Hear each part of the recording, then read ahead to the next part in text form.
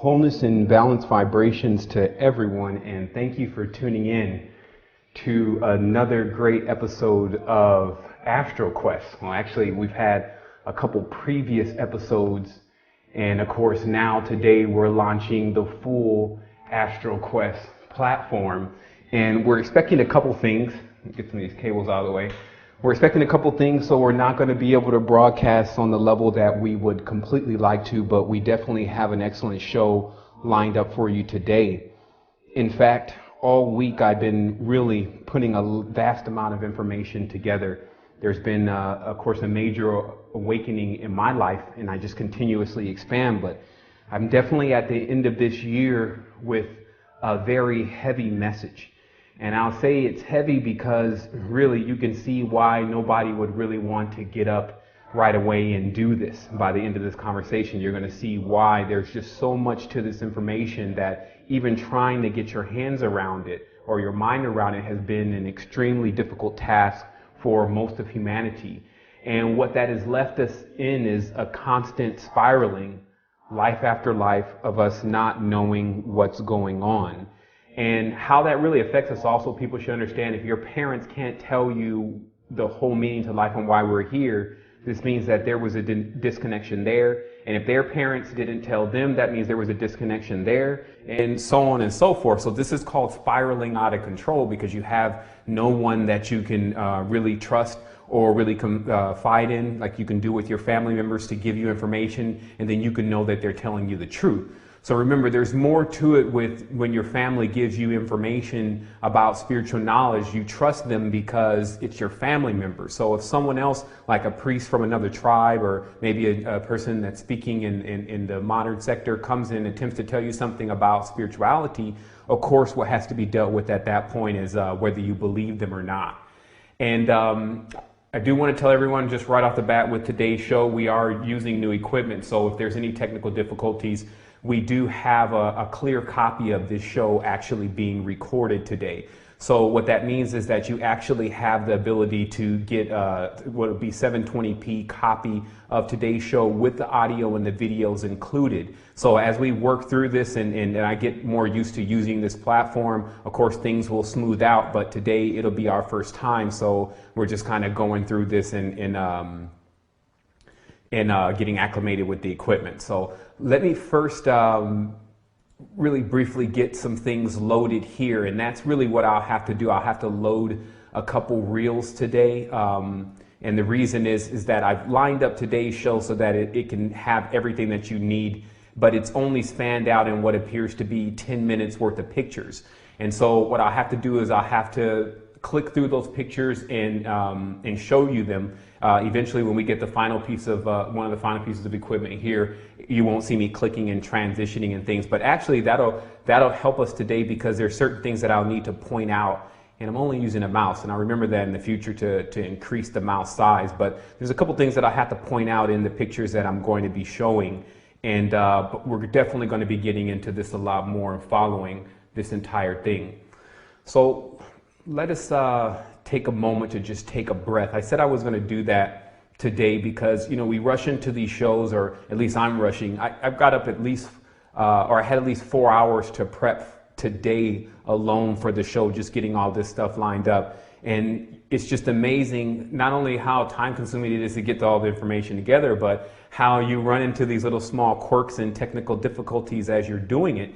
And so I just really want people to understand, and this is not as simple as sometimes I make it look. I always have a smile on my face, and there are many of us on this planet that are very strong and very persistent at getting awakening to humanity and getting people expanded and out of the clutches of this dark consciousness that is pervading this planet.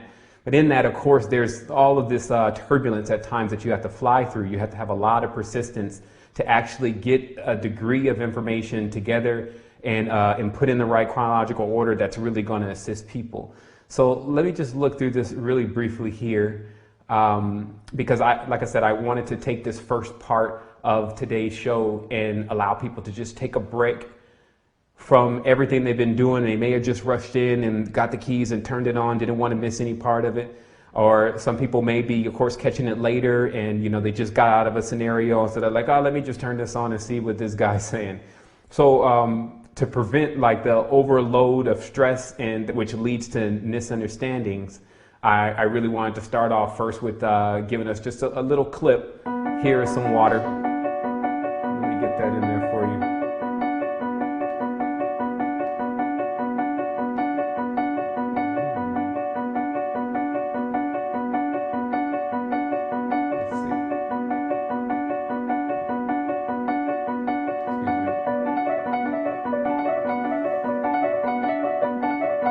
Okay, just a little sounds. Let me adjust that sound. And I'm going to, of course, need to use this today because, like I said, we got to get familiar with the transitioning. But I just want everyone to just take that deep breath.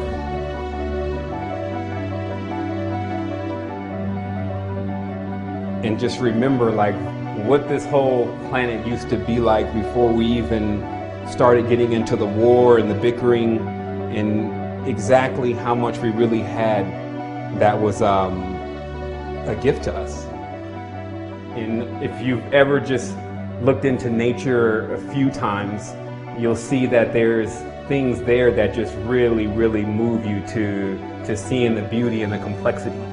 And sometimes you wonder, you know, where is God?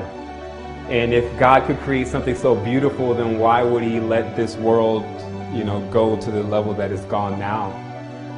And I can definitely say that 100% the individual that we know as God is in us. And no matter what shrouds that, at some point it'll break through. And why some people really see this as like the end, it's actually the beginning.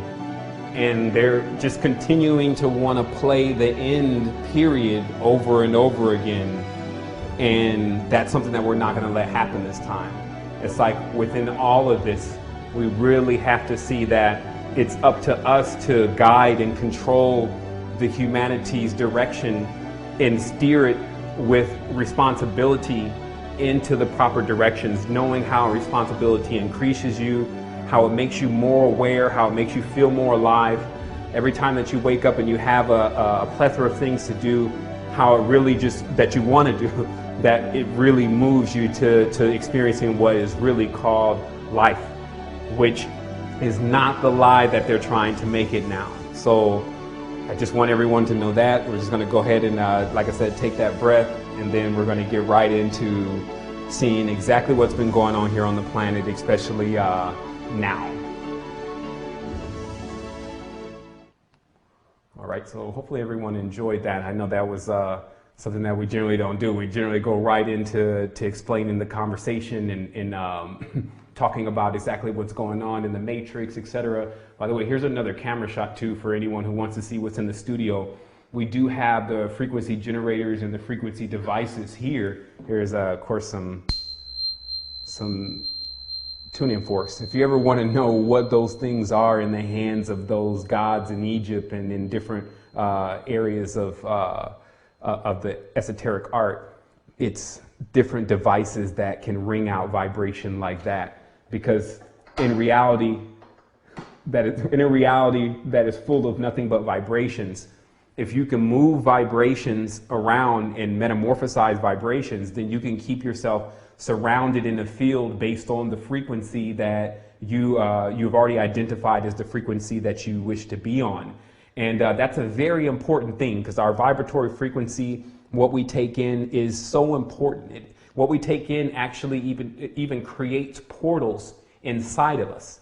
And of course, for anyone that is wondering, you know, how does this all work with portals?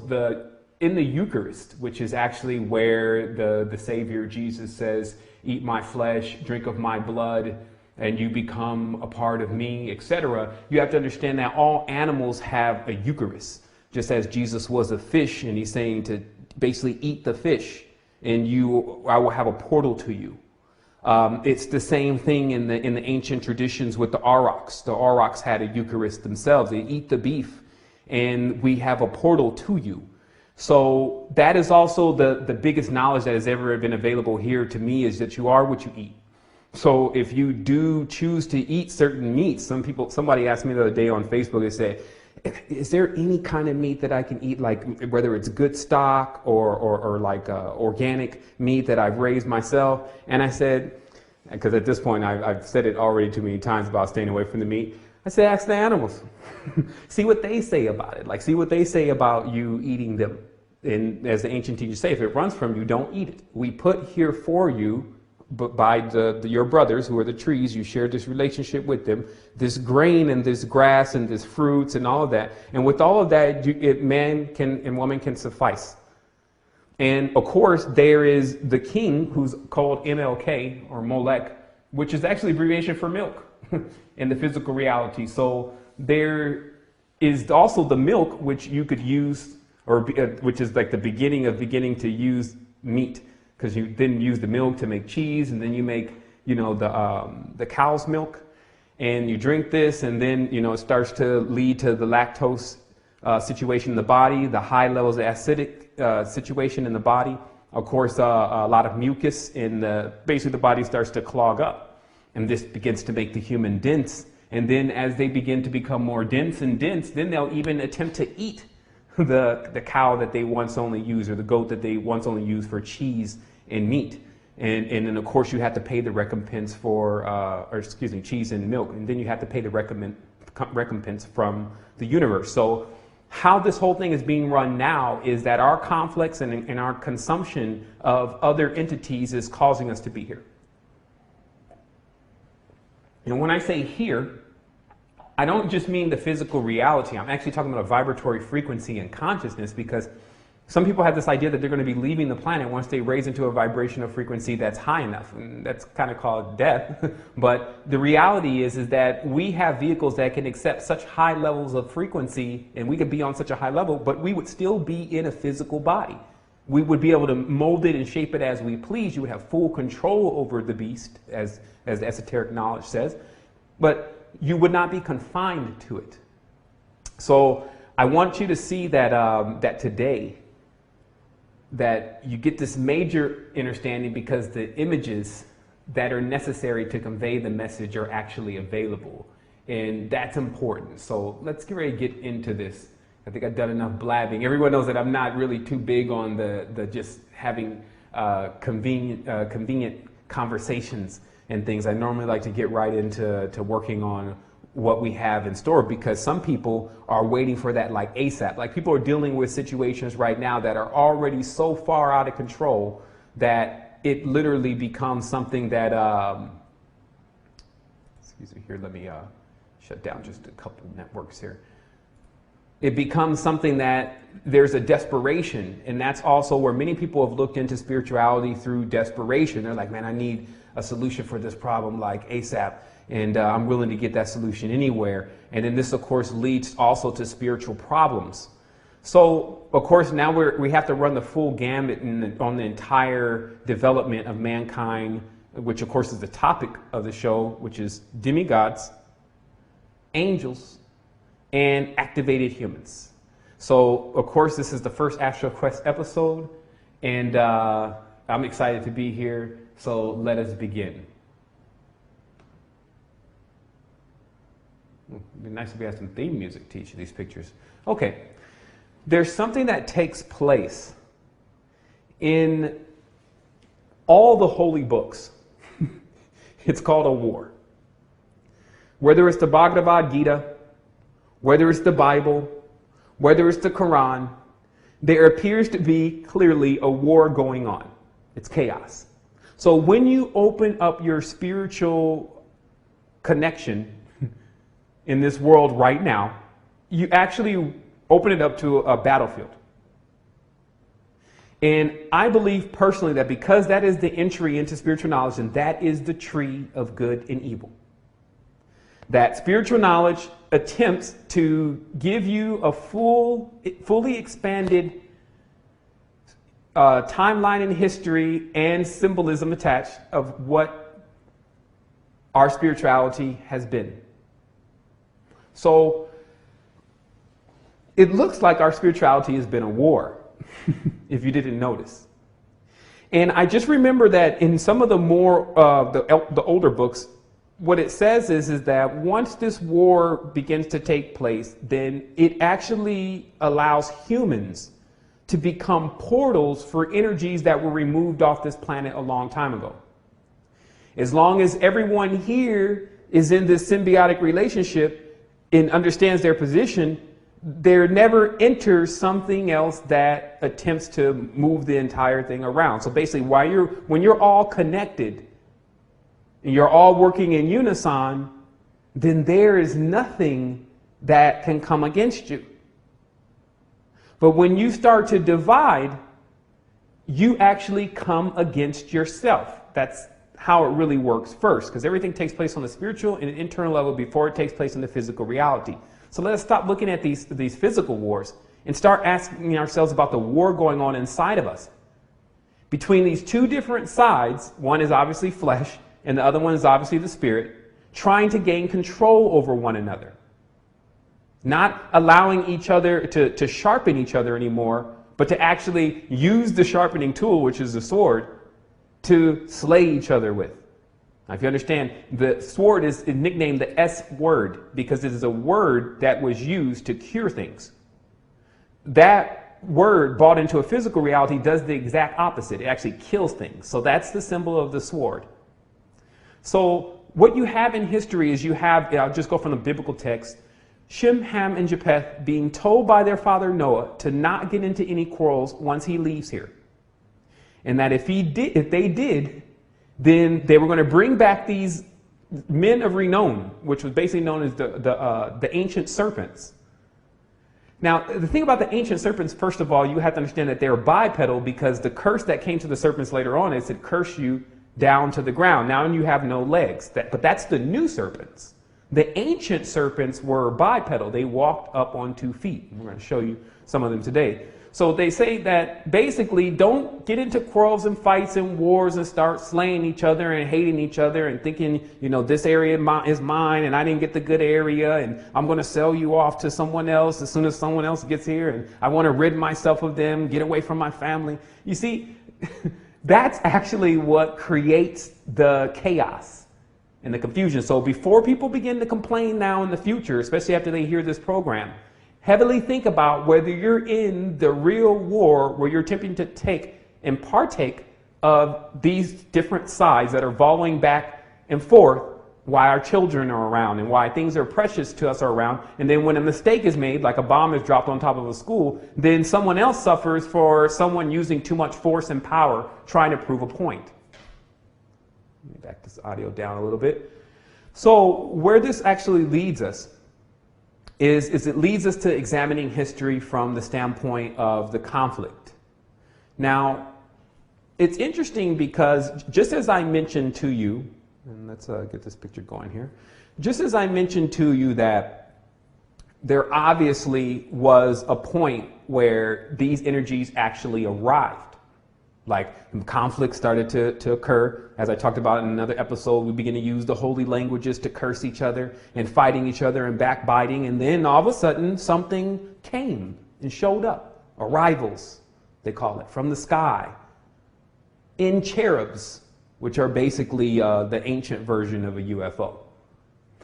The thing I want you to establish for you very briefly in this conversation now is that sometimes instead of paying attention to the God, look at what he's riding in. See, just like humans have these cars and they ride around cars, of course, an anagram for ark. So humans ride around in these arcs and pretty much based on what kind of car a person drives these days, you can kind of tell a lot about them. So it's the same thing about the gods, that the chariot, which is where char is the root word to cherubim, the cherubim that the God rides in tells you everything about the God, how it looks, what color it is, what's on it. These are called sometimes covenants. The God has clearance to ride over your zones, because of course you're a planetary system. You're not just a human being, you're an entire universe. So what you'll find is this time where there was something called the arrival by, I'm just calling the eggheads. Because that's what, and I would love to have the clip to source it here, and that's the other equipment that I could just source source content on the fly. But the eggheads are, excuse me, the eggheads, if you notice in the clip, Donald Duck in Magic Land, you've got to really check this out and see how Disney is really spilling the entire occult on little children and opening up portals in little children. We'll actually do a big review on that maybe next. So what you have here is you have a time in which, after the conflicts on Earth, there becomes an arrival of a different kind of being, one that's already familiar with conflict. They're weathered, been running around in the outside universe, what's called the inorganic. Any type of real universe you go to through the center of the planet and then you exit. And the space that you exit in, which is called inner space, is where all organic life lives. If you take off in a jet propulsion rocket spewing gas and fire everywhere, you're going into an inorganic, because just how you left is wrong. You just 2, 3, 4, 5 men on board. So we have to see that not everyone's on board is what I'm saying. We have to see that there are men and women, or composite, what we call a man and woman, that have already been throughout the galaxy making several mistakes. And so I want people to really focus on that for a moment, because it's a major, major point. That there are actually beings out there that they just kept going. You know, they built the rockets and they built the shams, they built the space shuttles, and where are they going? What are they trying to find? Then they leave, someone goes off on an expedition, never comes back. You know, all this activity without everyone being involved. This was what the main situation was. Remember, when you're divided, then only a certain group of people do certain things. When you're together, everyone has the ability to experience it simultaneously. There's no first. So what you're dealing with here on your planet is a group of beings that have been living in an inorganic field for a long time. And some say that their involvement with us is actually becoming, or has become, the healing, at least for many of them. Meaning that seeing organic life again allowed them to remember, oh yeah, that's what it was like. I'd rather have that than a cold sham, spaceship, terrible cherubim. And I'm going to explain what that kind of speak means. Now, here is the greatest confusion that has been going on here. One of the greatest confusions that have been going on here on Earth. And that confusion is in regards to what is the good genie and what is the bad genie. Now remember, this is the whole tree of good and evil now, so you know there's a trick that's about to be played. What are the good ones and what are the bad ones? So if you go into Samaria, which of course Sumer means the civilized king, Sumer, okay? So what happens is that you go there and you find that there's this belief that the ones from the sky are good, but the ones from the ground are bad. And this is why you get the two emblems.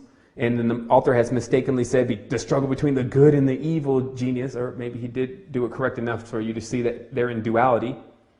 So now they have these birdmen, who supposedly are spirits and live in the sky, that are fighting against these earth men, I guess you could say, the Uruk, or the Arak, and the Uru. Later on, becomes Pan, it becomes Dionysus, it becomes, the lunar god, Sin, Nanar, many things, but just meaning the lowered, L-O-W-E-R-D-E-D, and Lord, L-O-R-D, same word. Now the Lord, of course, lives on the ground, it's been brought down. So the ones that are in the sky, or air, also called the Aryan, thinks that he may be above. Never realizing, again, or those who are participating in this, many are participating in this, don't realize that it's just the same thing. Whether you're on the ground, if one of you is on the ground, and the other one of you are in the sky, you're not here. You're not together. And that creates the situation.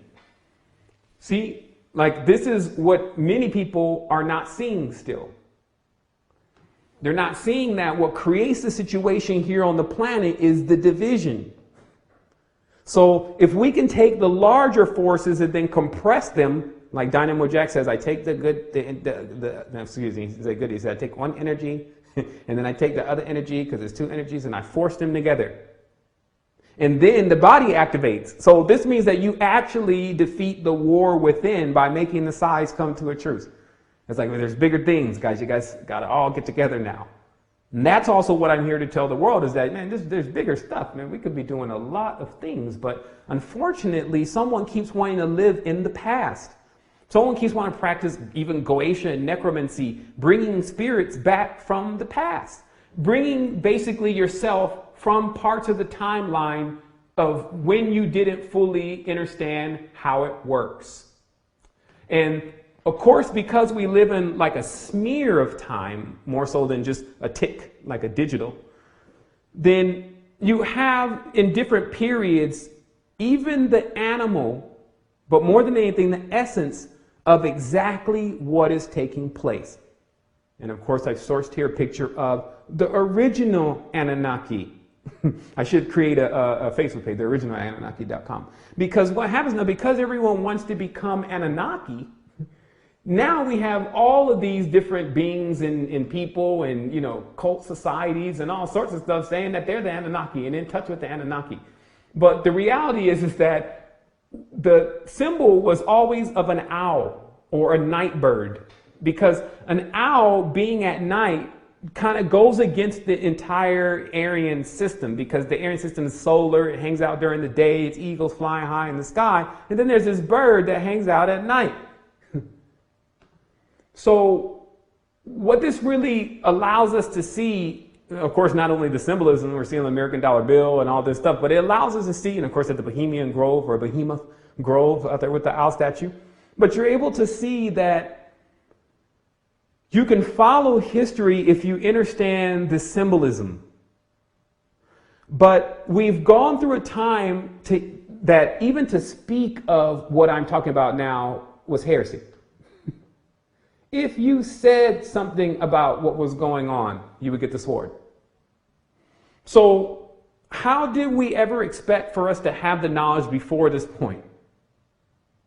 And all these people who are saying that they have the knowledge, we're probably going to see, especially if they watch this, that they've been rolled up into one of these systems and have this stuff even all around the house and all over.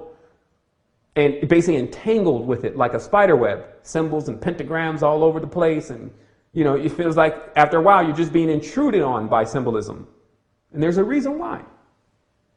So us fully understanding what the reason why is gets us to the control point, which is, of course, what the Astral Quest is all about. The Astral Quest is about putting you at the control point. So let's go on, because we've got quite a few pictures here. I'm moving a little slow. So let me give a transition to this camera really briefly for you to see a cherub. Now, a cherub is basically when the genetic hybridization and modification is at what's supposed to be its height, okay? Because people think that the ancestors were genetically modifying themselves with beakers and little vials in laboratories and all that. No, the ancestors only worked with the actual essence itself.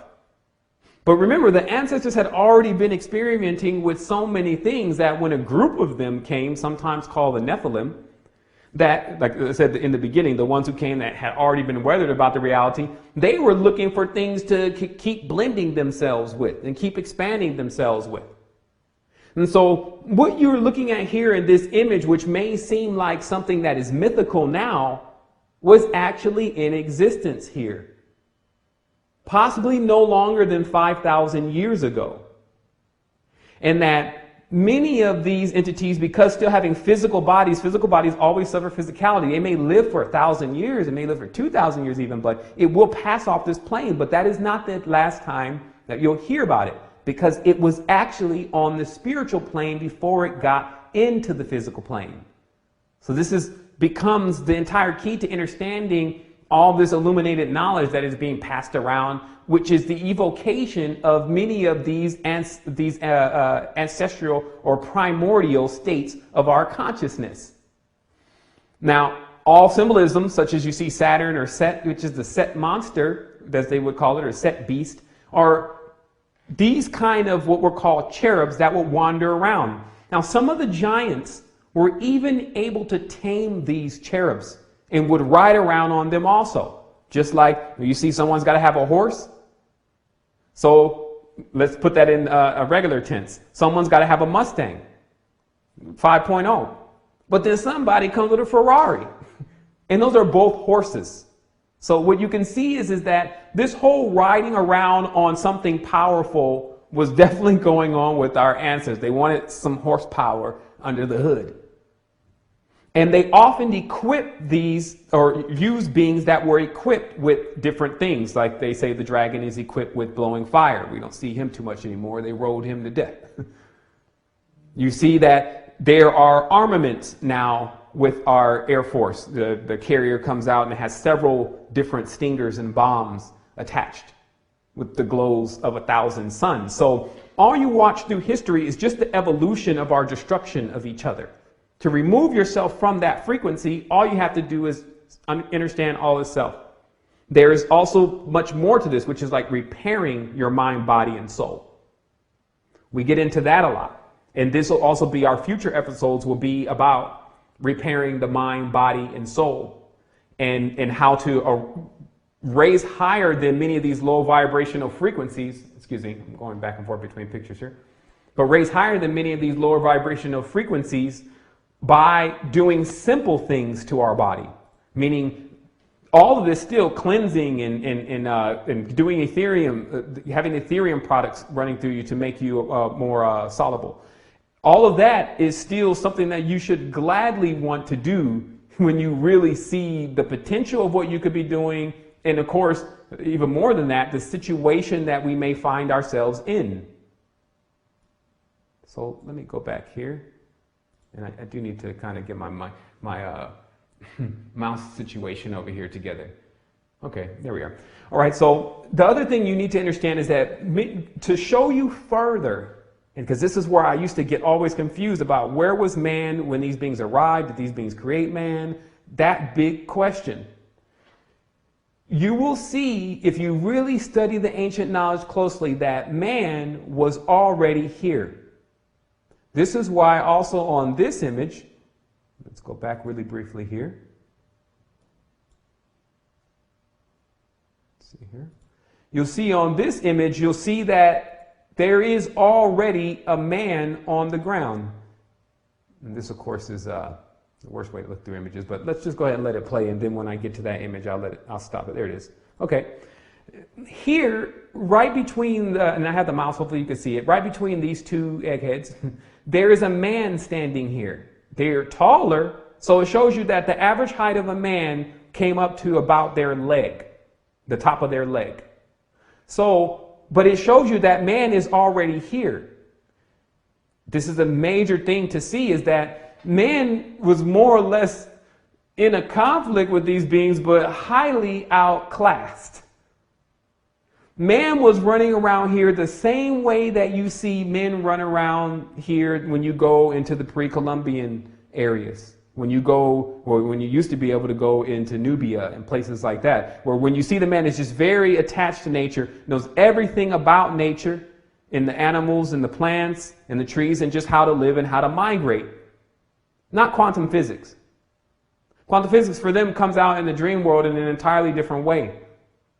So you'll see that that's why it's called the civilized kings, is because these Anunnaki, Igigi, whatever you want to call them, they have knowledge of how to run societies, how to run systems. So it's also very important that you see they're not just learning how to do this. You may just be trying to get a hold of and understand fully what exactly is going on, but that's not something that's not how they're living. They know fully what they're doing. And so it behooves you literally to actually figure out what is going on here. So here we are.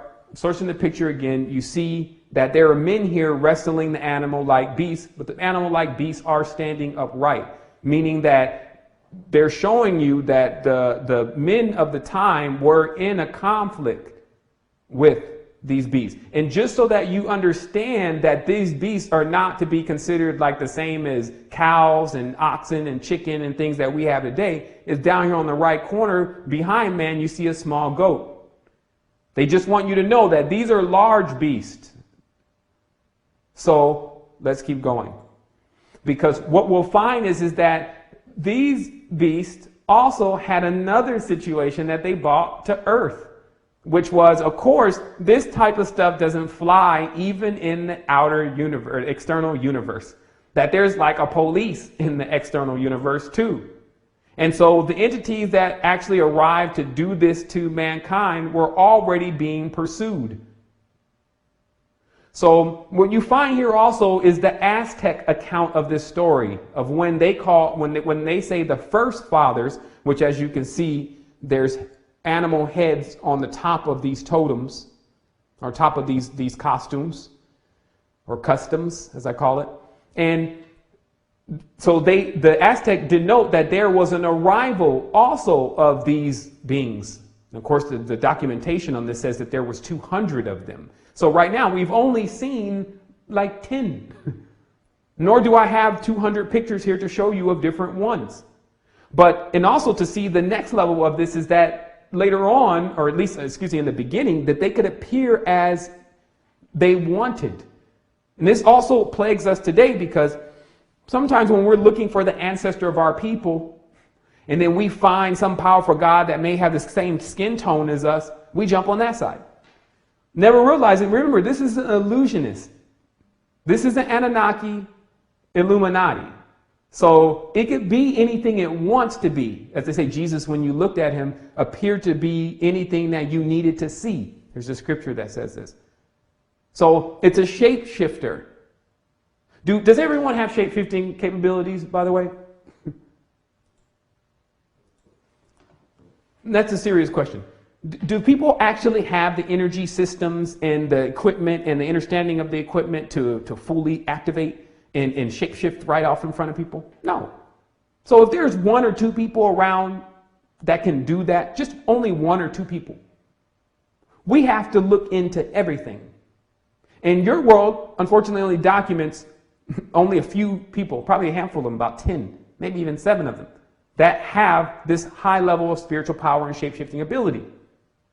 So what does that tell you? That tells you out of millions of people who actually have the same abilities, they can prevent billions from knowing about it and only allow 15 or 20 or 30 to fully know about how to activate your vehicle. Because remember, this is the information. Of course, the information leads a lot to you seeing the sign and the symbolism and the necessary procedures of working with your body on expansion.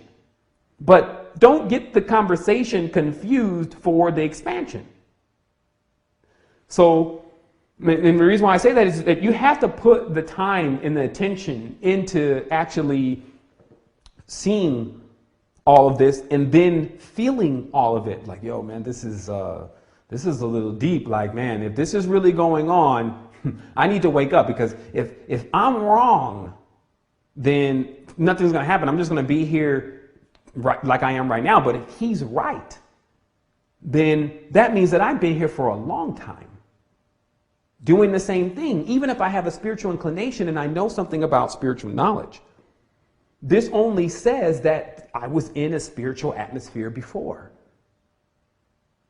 This means that this is not something that's new to you. You've done this multiple lifetimes, but never still during that lifetime being able to get your hands completely and your mind completely around it, and it eluded you once more, and you gave up your power, meaning you gave up your angel. The word power is synonymous with angel, meaning you gave up your soul. You sold your soul. You gave it to them.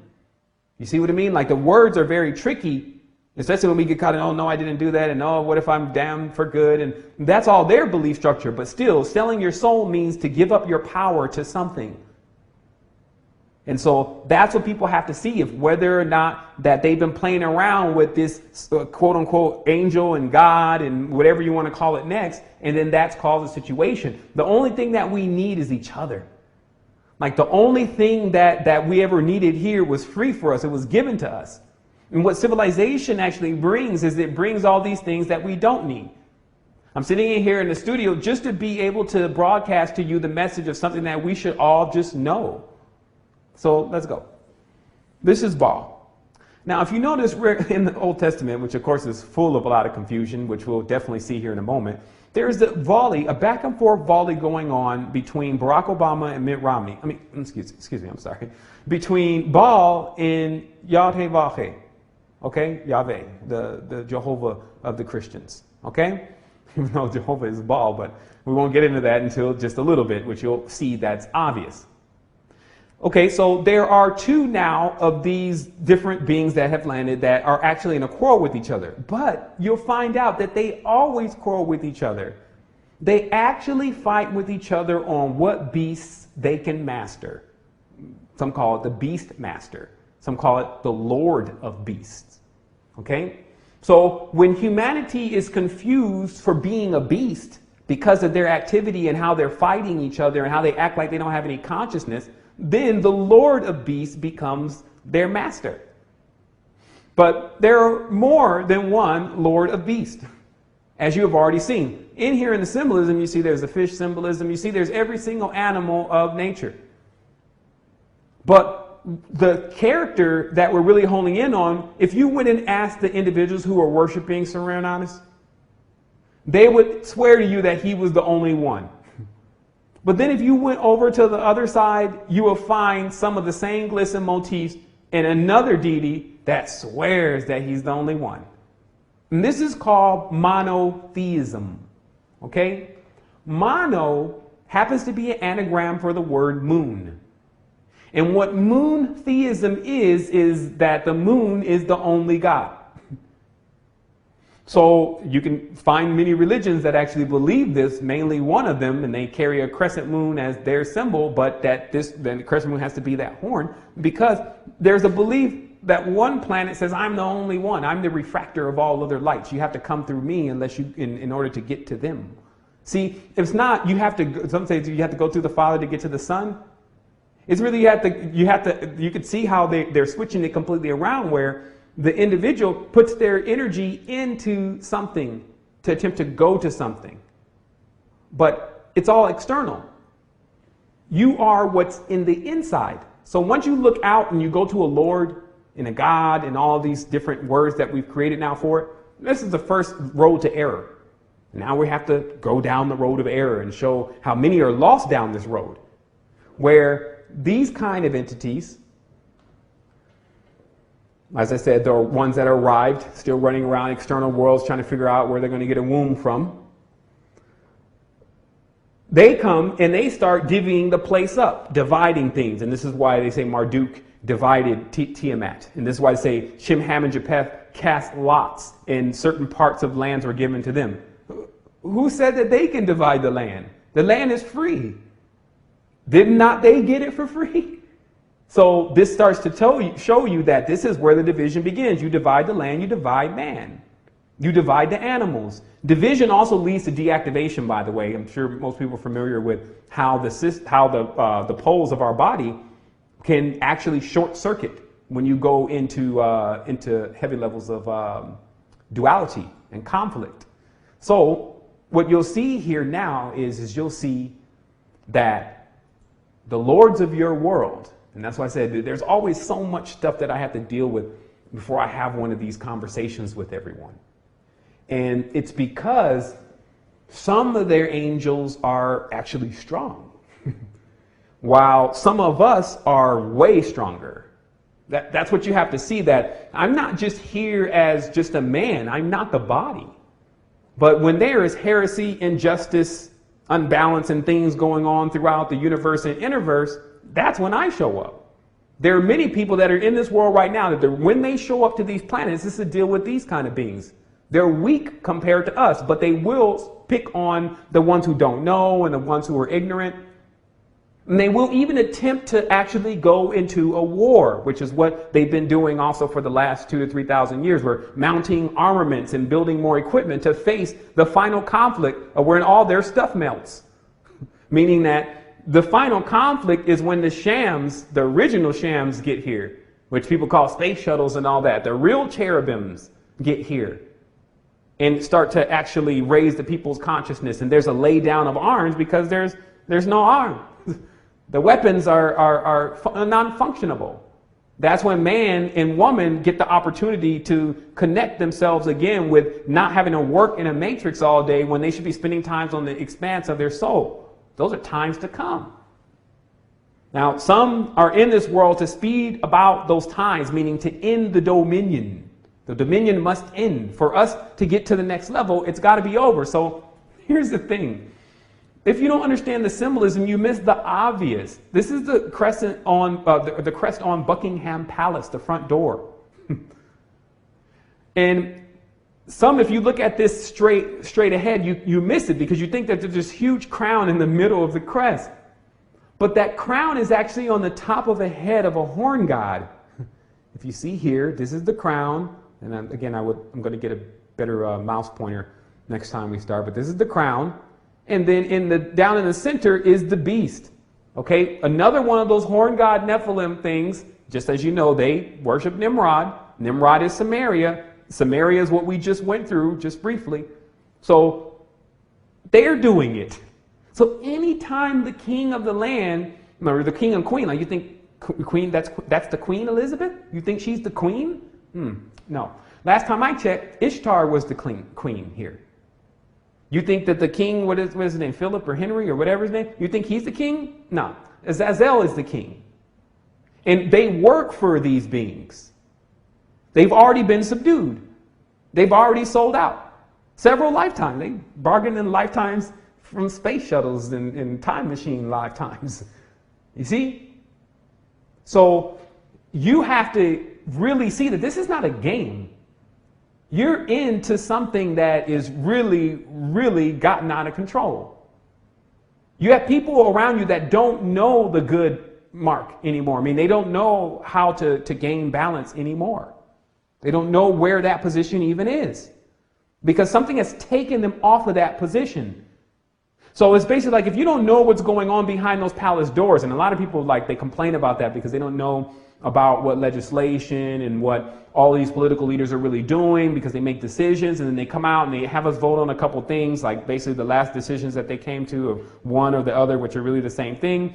Then they give us a choice to make us bind ourselves and oath ourselves to it and pledge our allegiance to it. And then they push it through and then we're here for a few more lifetimes. Not me. That's not going to happen. I'm just not into it. I may have been into it 2 or 3 lifetimes, but stuff like that gets really old to me. But I'm not just going to approach this with some regular level of trying to fix a problem. Let's go occupy something. I'm not occupying nothing.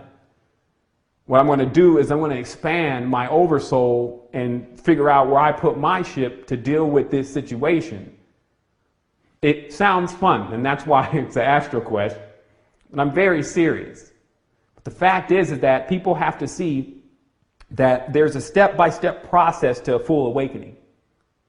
And that to be able to access the energy and the will that is necessary to rise above this, because it's just your will.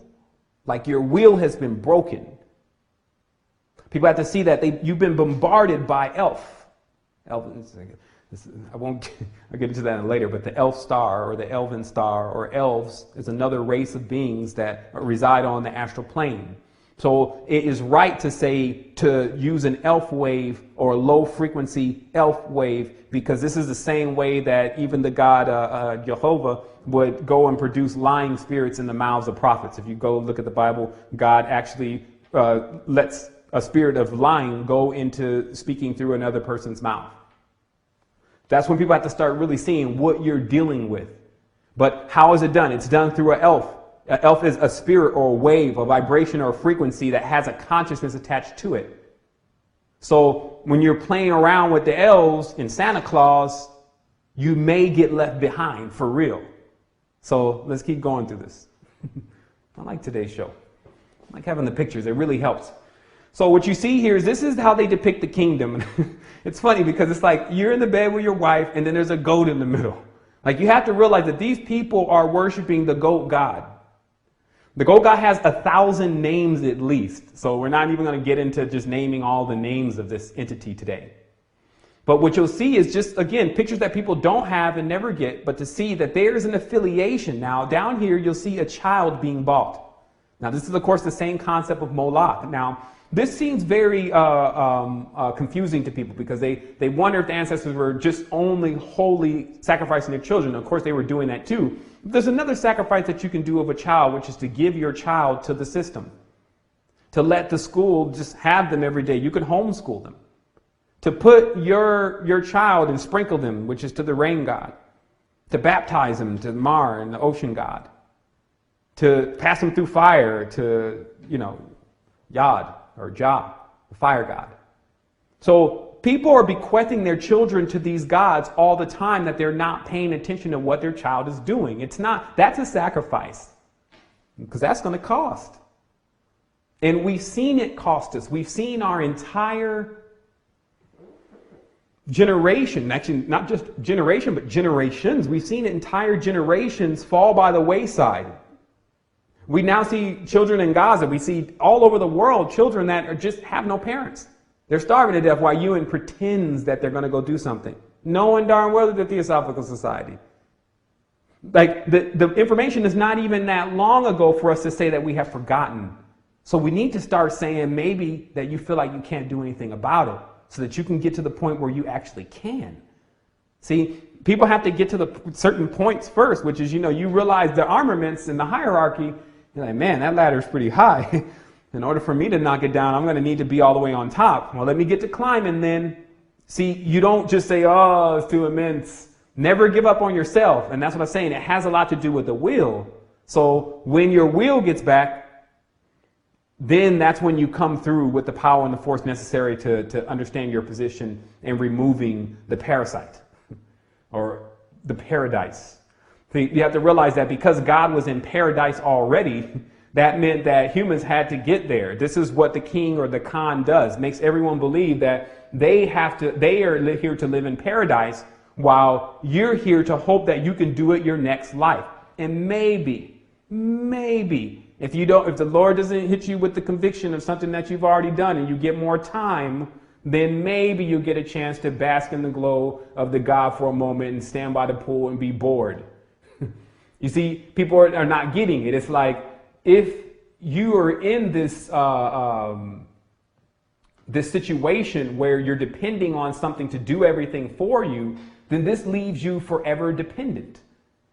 So what we want to do is we want to get to a point where we identify who these forces are and then move into the next level of expanding of who we are. We want to close the book on them like, okay, Operation Horn God complete. Done. Out of the way. And start getting into you, understanding, expansion, etc. So let's get to the pictures. I love when I have the pictures because then people are like, oh, I think they got it right there. It's right there. Now I'm going to show you it's everywhere. If you think that you're back there with the only God and he's telling you he's the only one, he's cheating on you. Because the same entities and the same armament keep showing up everywhere. It's almost like the monotheism is a full monopoly now. Same word. And everyone has just agreed to take certain portions. And then when something has to be done and they go and say what they need to say and they get their portion and they go. So you have to see that, man, you're in someone's system where they're going to keep playing the game. They keep sending these actors and stars down on the earth that, say they're this and say they're that, do this and do that and tell you to do this and do that. Believe in this, but it seems to be all one major key to it. Some people say, well, how do you know the difference between even them and someone like you? It's because if someone's pointing you with back in, like you go into yourself, then you know they already tapped in because you're going to meet them there. Like I say, go inside. You'll meet me there because I'm already inside. But someone says, I'm on the mountain. That's why God loves to live on the mountain, because people can't get there. These external beings, and especially how they look, never appear to man. If anything, they never showed their face. That's why you'll see later on Moses in working with Sin AI on Sinai, the horn god, even gave him horns. If it was not him himself, transfigured and come back down. But you'll see that it didn't show its face because it had the grotesque face of the activities that it carries on. You notice how a person who does very negative things just don't look benevolent? He's like, I can't trust him. He doesn't even look like he's been doing something. Or she looks like she's been doing something. Because you wear it on your face. So if this entity is keeping up hell around the clock, what do you think it looks like? It can't show you the face. So understand that when the angel Gabriel, who's the angel of the moon, notice he wears the red crown, came down and told Muhammad that he had a message that he needed to deliver, and Muhammad delivered that message. He delivered that message on behalf of Azazel. And that was the end of it. Because these people were finally coming out of that monotheism that they were in before this next round of confusion came in. They're always fighting and warring with each other because it's about ill. And that's what this comes down to, as Jordan Maxwell is the illy, Illuminati as they call themselves. Pill, they're ill, sick L. Sick means to cut. Their words are all programmed in the language, so it's not hard for their gig to be up. And guess what? Their gig is up. So you see here, it crossed already into Islam. Notice the angel has black wings. That's why it's important to go through all this and see all the symbolism and all the colors that are being used, because now, especially with all this new stuff coming out that people keep doing on DeviantArt, you don't know if you want to use one of those pictures or use the ancient picture. But you have to go back to the oldest picture to see exactly what the artist was depicting, because those were the only times that they actually depicted things the exact way that they really were. And that's why it becomes so important to do that. So as you can see, I'm going to take you through how it's in all of the religions.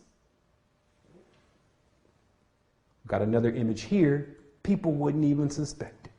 We always think that the Indian man is one of the kindest men. These people lost their land. Now you understand what also went on in Palestine.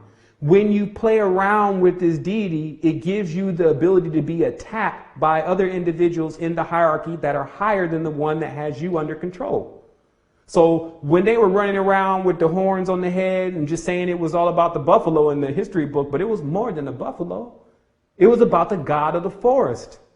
Like everyone wants to keep playing around and acting like they don't see who the witch's god really is, and that there's a few of them. They are a family of Satar, meaning hidden ones. You can't see them with your physical eye. They love to hang out in places like groves. So in mazes, they even bring maize or corn to, try to, as what do they call it, a foothold into certain tribes, such as individuals such as whose name is Quetzalcoatl, bought wheat and corn into those tribes to gain a foothold with those people who were looking for just more to eat. So let us go through this. You see it. It's in the Native American culture. You can find a million pictures of them dancing with it. You see here, these are original images of Abdul Hafifa, which was also known as the cherub or vehicle of Muhammad, meaning when Muhammad was supposedly caught up into the heavens, he rode this. But you see, this is the cherub from Iran, Babylon. It's the same thing, just repackaged, and the symbolism is spruced up a little bit and the edges are rounded off, and the artist may need to be doing something more. But I think it's, again, standing on the clouds is always the motif of the God's cherub, is coming through the clouds. And that's why I say Jesus comes, he's coming through the clouds. It's the same story repackaged over again with the Lords. Anytime they allow their name to be used as such, people say, well, no, that's just because people are calling him that. Trust me, people will not be calling something that has another name something that's not his name. You see what I mean? Make sure you call the right name. The lots and the contracts and the covenants and the bindings and the pacts are specific. So the individual calls upon that name. Now you see here, it starts to now get hybridized somewhat, but you see the witch's god obviously is Pan. Of course, we went over the meaning of Pan, but still the goat god symbolism. You even see here Okay, excuse me. Yeah, this is actually, you can see the Hindu sun god Shiva here in the back. And this, of course, is found in Britain. So places that you wouldn't even think that this stuff should be in retrospect, but who's governing where something should or should not be? Again, you'll see this is still not exclusive to the witches. Like some people think, well, okay, well, you're showing me a lot of the witch stuff, but no, I'm just showing you that it crosses over all cultures. Then this also allows you to, when you do think you're switching something, to not run back into the same thing. So they're dancing around the god of the forest. Obviously, he's really tall. They move through like spirits, like air, hot air. You see here, or cold air. You see here, it's crossing across cultures again. This is the Jewish tradition and evocation through the Kabbalah. You see here how the Hebrew language is used in conjunction. You see the candle stand here, which only half of it is being shown. Even that kind of level of symbolism is telling you something. That the demon, who's half of the candle, meaning half of the candelabra, meaning 3.5 of the 7 that's needed to create something in a physical reality, are being bought through, and the mark is then placed on the head of the golem and brings the golem to life. And the mark, of course, is the vibration and frequency of the energy they choose to bring out of the portal. You see here, it's fast forward itself. It's gotten into another, actually, let me go ahead and put the image back. It's gotten into another system. This is modern masonry, and you see the double eagle on the ground, which is also a talisman. Hopefully I actually have that picture in the picture banks today. But as you see, this is an apparition from the Grand Kabbalah. The evocation goes on, supposedly, and who comes out? A horn god. Now notice how I like this picture because of how he was dressed. And this is what I was meaning by it appears just like the person needs to see, or what they expect to see. He's out, he's still got the horns on his head, but now he's got a suit, coat, and tie to be proper. You see?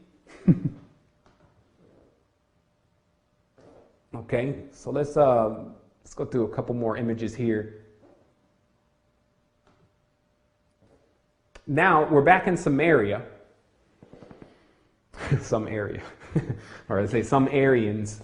So we're back in Samaria, and it's going on. They have here the 7-pointed star. They have here the horn god, and these are basically the 3 suns, okay, and the crescent moon, or actually the completed full moon. So this is the symbol of the 3 suns. Now these are not planets in the sense that we understand planets. Like we can say this is the sun in the sky and this is the moon. It doesn't work like that. There's symbols now for entire systems of consciousness, what's like called an ME. But you see, the one who is welding it now is the priest. That now the Khan or Cain or the king or the Cohen has moved into the cherub. And this is what you see from the top right corner. He's now in his cherub, flying through the air, meaning he's either he's dead and he's now inside of another spiritual being, or he actually has a physical sham with the electronic arm, which is even talked about in the ancient text.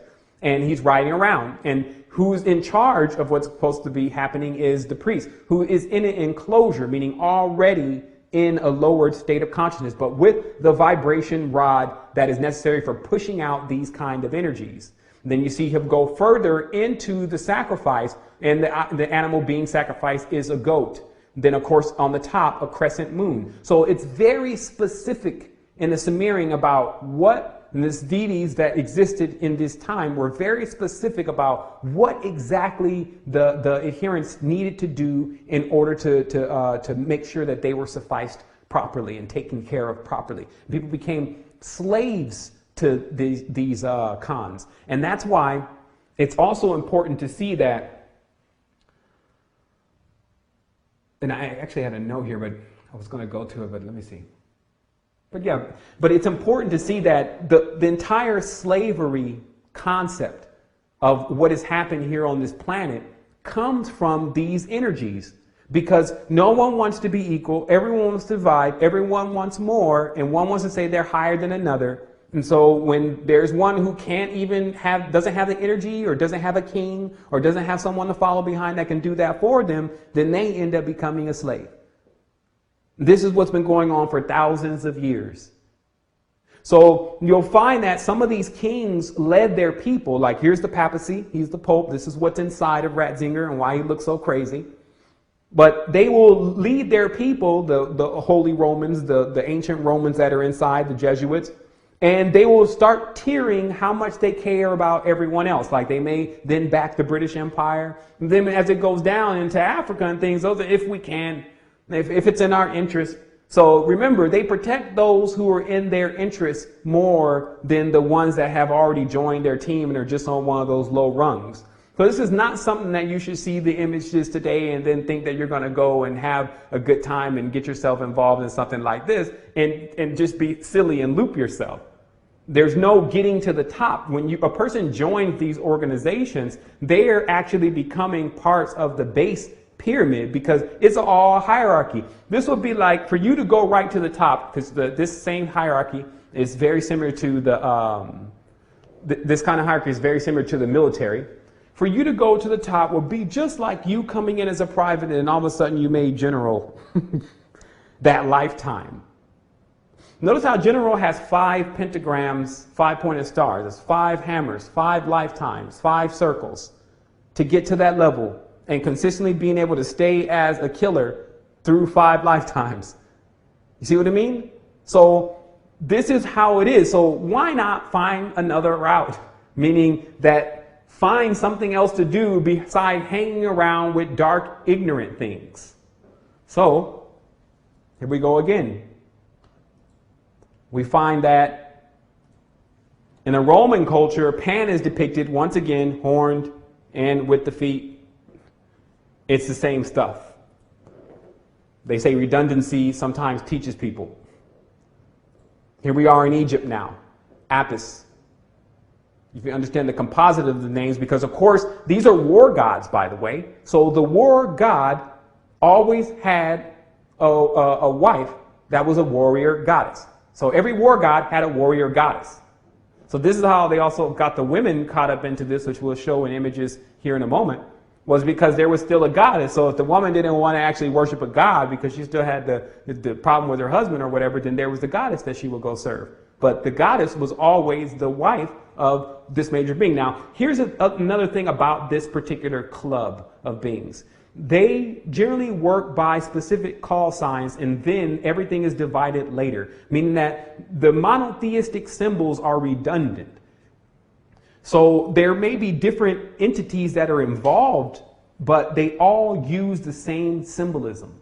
So here we go. Now we see that once again it's in Egypt. Here's a depiction of Ra, a rare image put together. You can see how Ra even connects in with the Hindu culture. You see the horns on the top of the head. You see Isis here. Of course, Isis is a warrior goddess. This is, of course, why they have the Statue of Liberty, which is the symbol of the warrior goddess. You see here's Marduk, also known as Ra, in the Sumerian culture. He's carrying the wheels of time, which is the geometry that's associated with the planet, making him Kronos. He's riding on the Set monster, or actually, the dragon. This dragon is also known as Behemoth, sometimes Apollo. As you see, he's got the kingship crown, so to understand the connection with these divine right kings, even on the planet, the divine right is that they are hybrids.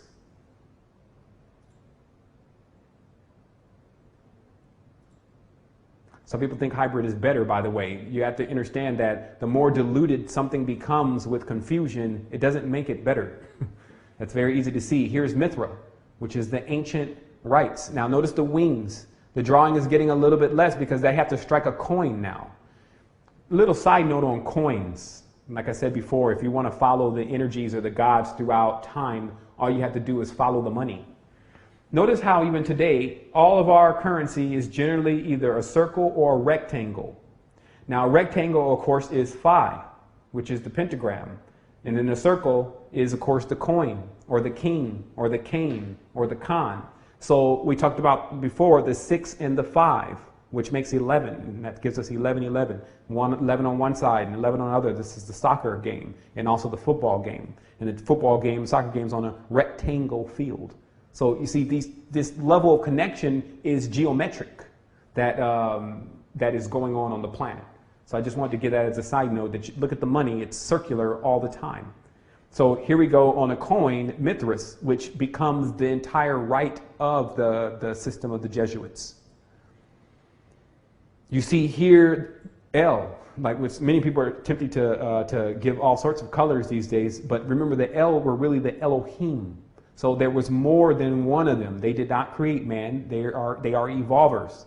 So what happens is that when people start looking to this and they just want to make the God their color, then they get in this whole bicker about whether El was really black or whether he was really white. These are Anunnaki. They can appear however they want, however you want it.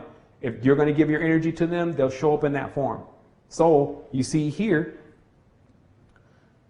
God, El, of the Bible.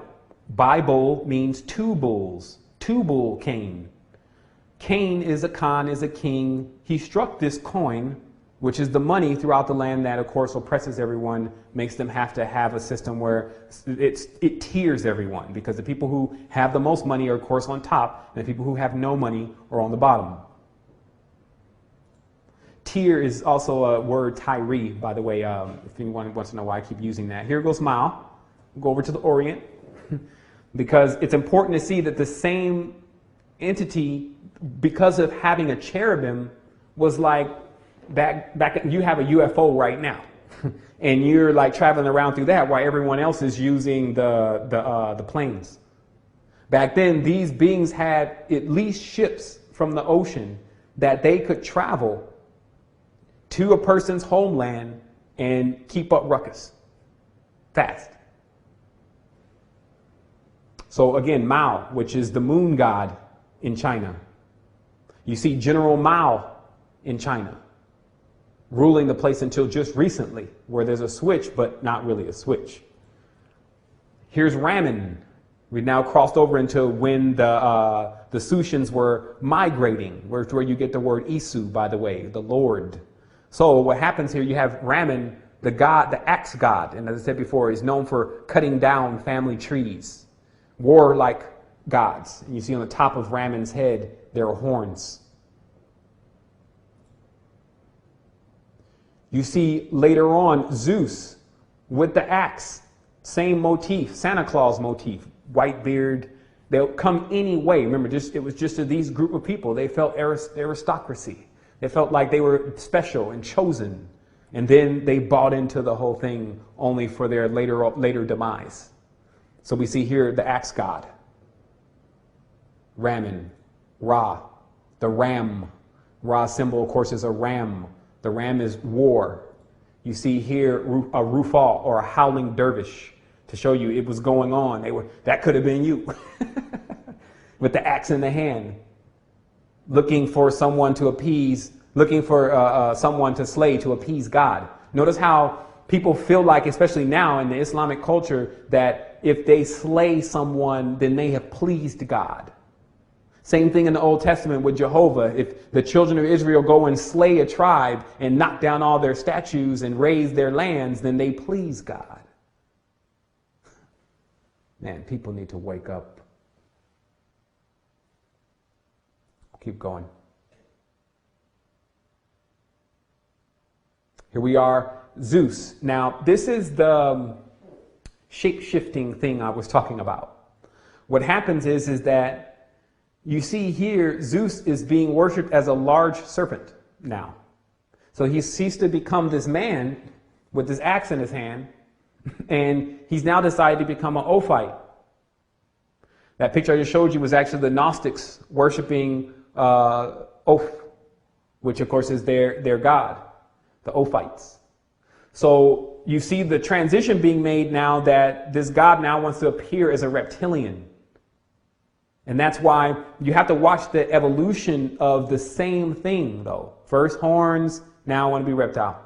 Because reptiles begin to become the beast that strikes more fear in people. Let me take this mic down just a little bit. So Now Ophite worship begins. But it's the same thing. We're actually catching it in between a transition where the name actually, yeah, you can see it, where the name is still there on the relief. So now you get the Nehushtan. You get the brazen serpent being rose up by Moses in front of everyone to cure them. You even finally get David Icke's reptilians. But before we get into that, you see here there's now a sacrifice. Some people say, well, what about the goddess? I think the goddess is like then the one. Because now all goddesses, and this is what you have to understand about the womb, all goddesses were summed up under Ishtar and Nana. And then when you go to who was ruling over her, you find Ninhursag, her mother, who she was afraid of. But the covenant itself is with certain, when you see the animals within the covenant, you always see the goats, you always see the dogs, and you always see the aurochs for a major reason. And that major reason is these animals go into heat. And that heat is governed by the moon, just as when people find when it gets towards a full moon, you feel a little bit more frisky. But that's why Nanar sent the moon god with the horns, whatever the moon is, the actual, what do they call that? Uriel's machine. You know, if you take a look at that thing with the third eye open, you'll just see all these circumambulating chains running through it. So what you have is you have the worship going on of Ishtar and the sacrifice of the goat. So you understand where that goat symbolism comes from. And then her with dogs under her throne, which is in the bottom left corner in the square, dogs under her throne and standing on a dog. And that dog, of course, is Sirius or Big Five, the guard dog. Why Madonna shows up with the black dog in her initiation video. Trust me, as the Astral Quest goes on, we'll be able to go right into those images right away that we're talking about. So people say, okay, bam, it clicks. Bam, it clicks. Here we are, Ahura Mazda. This, of course, is Zoroastrian tradition to show you how it passes just all around the world. You have Ahura Mazda cruise over to Persia or India, which now is India, and decide he wants to be there now. And cooking up the same thing, because, of course, he has his antithesis called Angramania, and then they do the dualistic thing while he hangs around in the sky and the other one hangs out in the ground, and the humans go at it again, figuring out which one they really want to be, while they're caught in between both. Because they're actually in a body that has a spirit and also is flesh. To ask yourself, whose fault is it? You say, well, I'm conflicted. Why? Well, it's your body. It was created that way. But then they tell you in the scripture, is the creation to ask God why you created me this way? See, this is tampering and bullying. And this is why, like I said, there are energies that are here that are ready to move these guys right into the cubes that they keep playing around with. Here we go. Next image. Now, as I said, back in the old days, the vehicle of the god let you know everything about them. And the Lord, or Nimrod, in many of again, all these terms are synonymous, the Lord, Nimrod, rode around on this cherub, which was its chariot, called the Anzu bird. Now, Anzu comes from the word An, meaning sky, and Zu, meaning bird. So, sky bird. Okay, so whether this is a symbol of an actual physical entity that this giant used to ride around on, or just an ancient symbol for something like a UFO, really doesn't matter, because some people go back and forth about this. Now, some people have seen these cherubs or entities, even me myself, because of their eyes. Their eyes are what stand out about them the most when they appear on the astral plane or in the astral plane.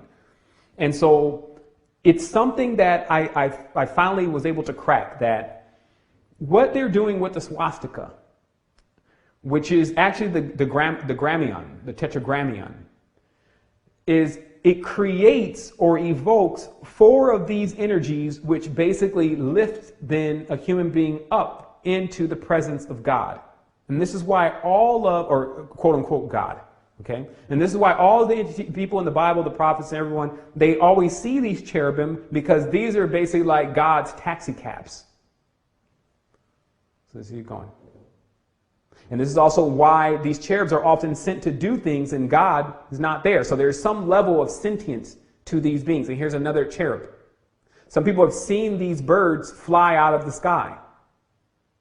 fly out of the ocean into the sky. Now, here's another image sourced from an occult book. And it says here how evil spirit appears, but again, the occult book obviously is not even written current enough, or the individual writing it doesn't even know what they're looking at, because this is actually Cassiel, who's also known in many texts as Solomon himself, and seen only through the Russian bas relief that Bank of America sponsored and showed the ancient relics of Russia, where the real King Solomon is on the throne looking like this. A demon in the face, or a reptile man, but still the old ancient serpent walking bipedal and still commencing to command jinn, as they say Solomon could do. He had the ring, which had the pentagram, which was the hex then, and then he would put the hex on the demons and then use them to do work. But wait a minute, a demon is non-physical, so how would he do work? And then you get to the rest of the works of Solomon, that then they would take the demon and put it into a willing servant, and then the demon would use his strength until it wore out the human's body. Okay? This is nothing to be playing with. But this world's been playing with it for 2,000 or 3,000 years. Kids in God's toy box. Here we are again, Cassiel. It shows the revealing of the individual entity, who is the angel of Saturn, by the way. Cassiel connects very deeply with Ethiopia, and very deeply with the Naga, and very deeply with the king that was in Kush. And of course, anyone who is practicing in the system, meaning the individuals who know about all this, they know all of that. It's only the individuals who are like, oh yeah, I'm this, Rastafari. Those are that's a laughing stock, because these entities are real and they hold sway over large cultures. And it's the same story all over again, rebottled, that we keep falling for. So be very clear and precise about what you're seeing today, so that you can make sure that you're not caught up in any of this in any kind of way. And if you are, every day is a new day. You can choose now. Turn away. And I guarantee you'll be going in the right direction. Here we are, the god of Tyre. What is he riding on? A set beast. Behemoth, as they called it, Leviathan. So there was some kind of large organic animal that obeyed them. So just like you would have a dog today, they had these large animals that obeyed them, which very well may be a part of the 200 fallen angels. Not all of them appearing like men, but actually being animals themselves. And then if you look deeply into that, you'll find the secret to astrology and the zodiac and the animalistic nature of the stars in the sky, which are the lesser stars in the vault of heaven, as it's called. Because those that write those scriptures know that there's an inner verse, and no stars appear all burnt out like that. Now, this trident is also a key symbol of this cult. You'll see it everywhere. But before you see that trident, notice how his foot is standing on this creature, which is, again, a behemoth. It's what he's riding on, a sea monster. So even on a physical level, there was probably a time where something that appeared to be like a man came riding out of the sea on a large creature that made everyone scared. And it made them revere this man, or supposedly a man, even more because he had tamed it. But really, it's just one of the fallen angels. Yo, I'm going to ride in on you. Think about it. Yo, I'm going to ride in on you. You're going to act very tame, of course. I'm going to act like I kill you right in front of them. And then they're going to start worshiping. And then we're going to start cleaning up things from there, because you understand that man and woman are more valuable than oxen and cows. Because if you get a man or a woman, they'll bring you all their oxen and cows and their children and their ideas. So they plot together about how they're going to cause spoil and waste. It's like every day up to malevolence. Okay? Now, people have seen these kind of mischievous characters in this world, so don't act like this is too far off of anything that you've ever seen or heard before. Here we go some more. So remember the set beast here, right? Okay, now here's something interesting. Totally unrelated picture. Or is it?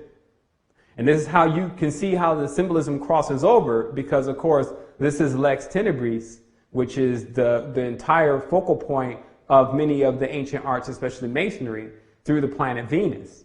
But the main symbol, as you can see, is in the bottom right corner. Once again, Set Beast is down there.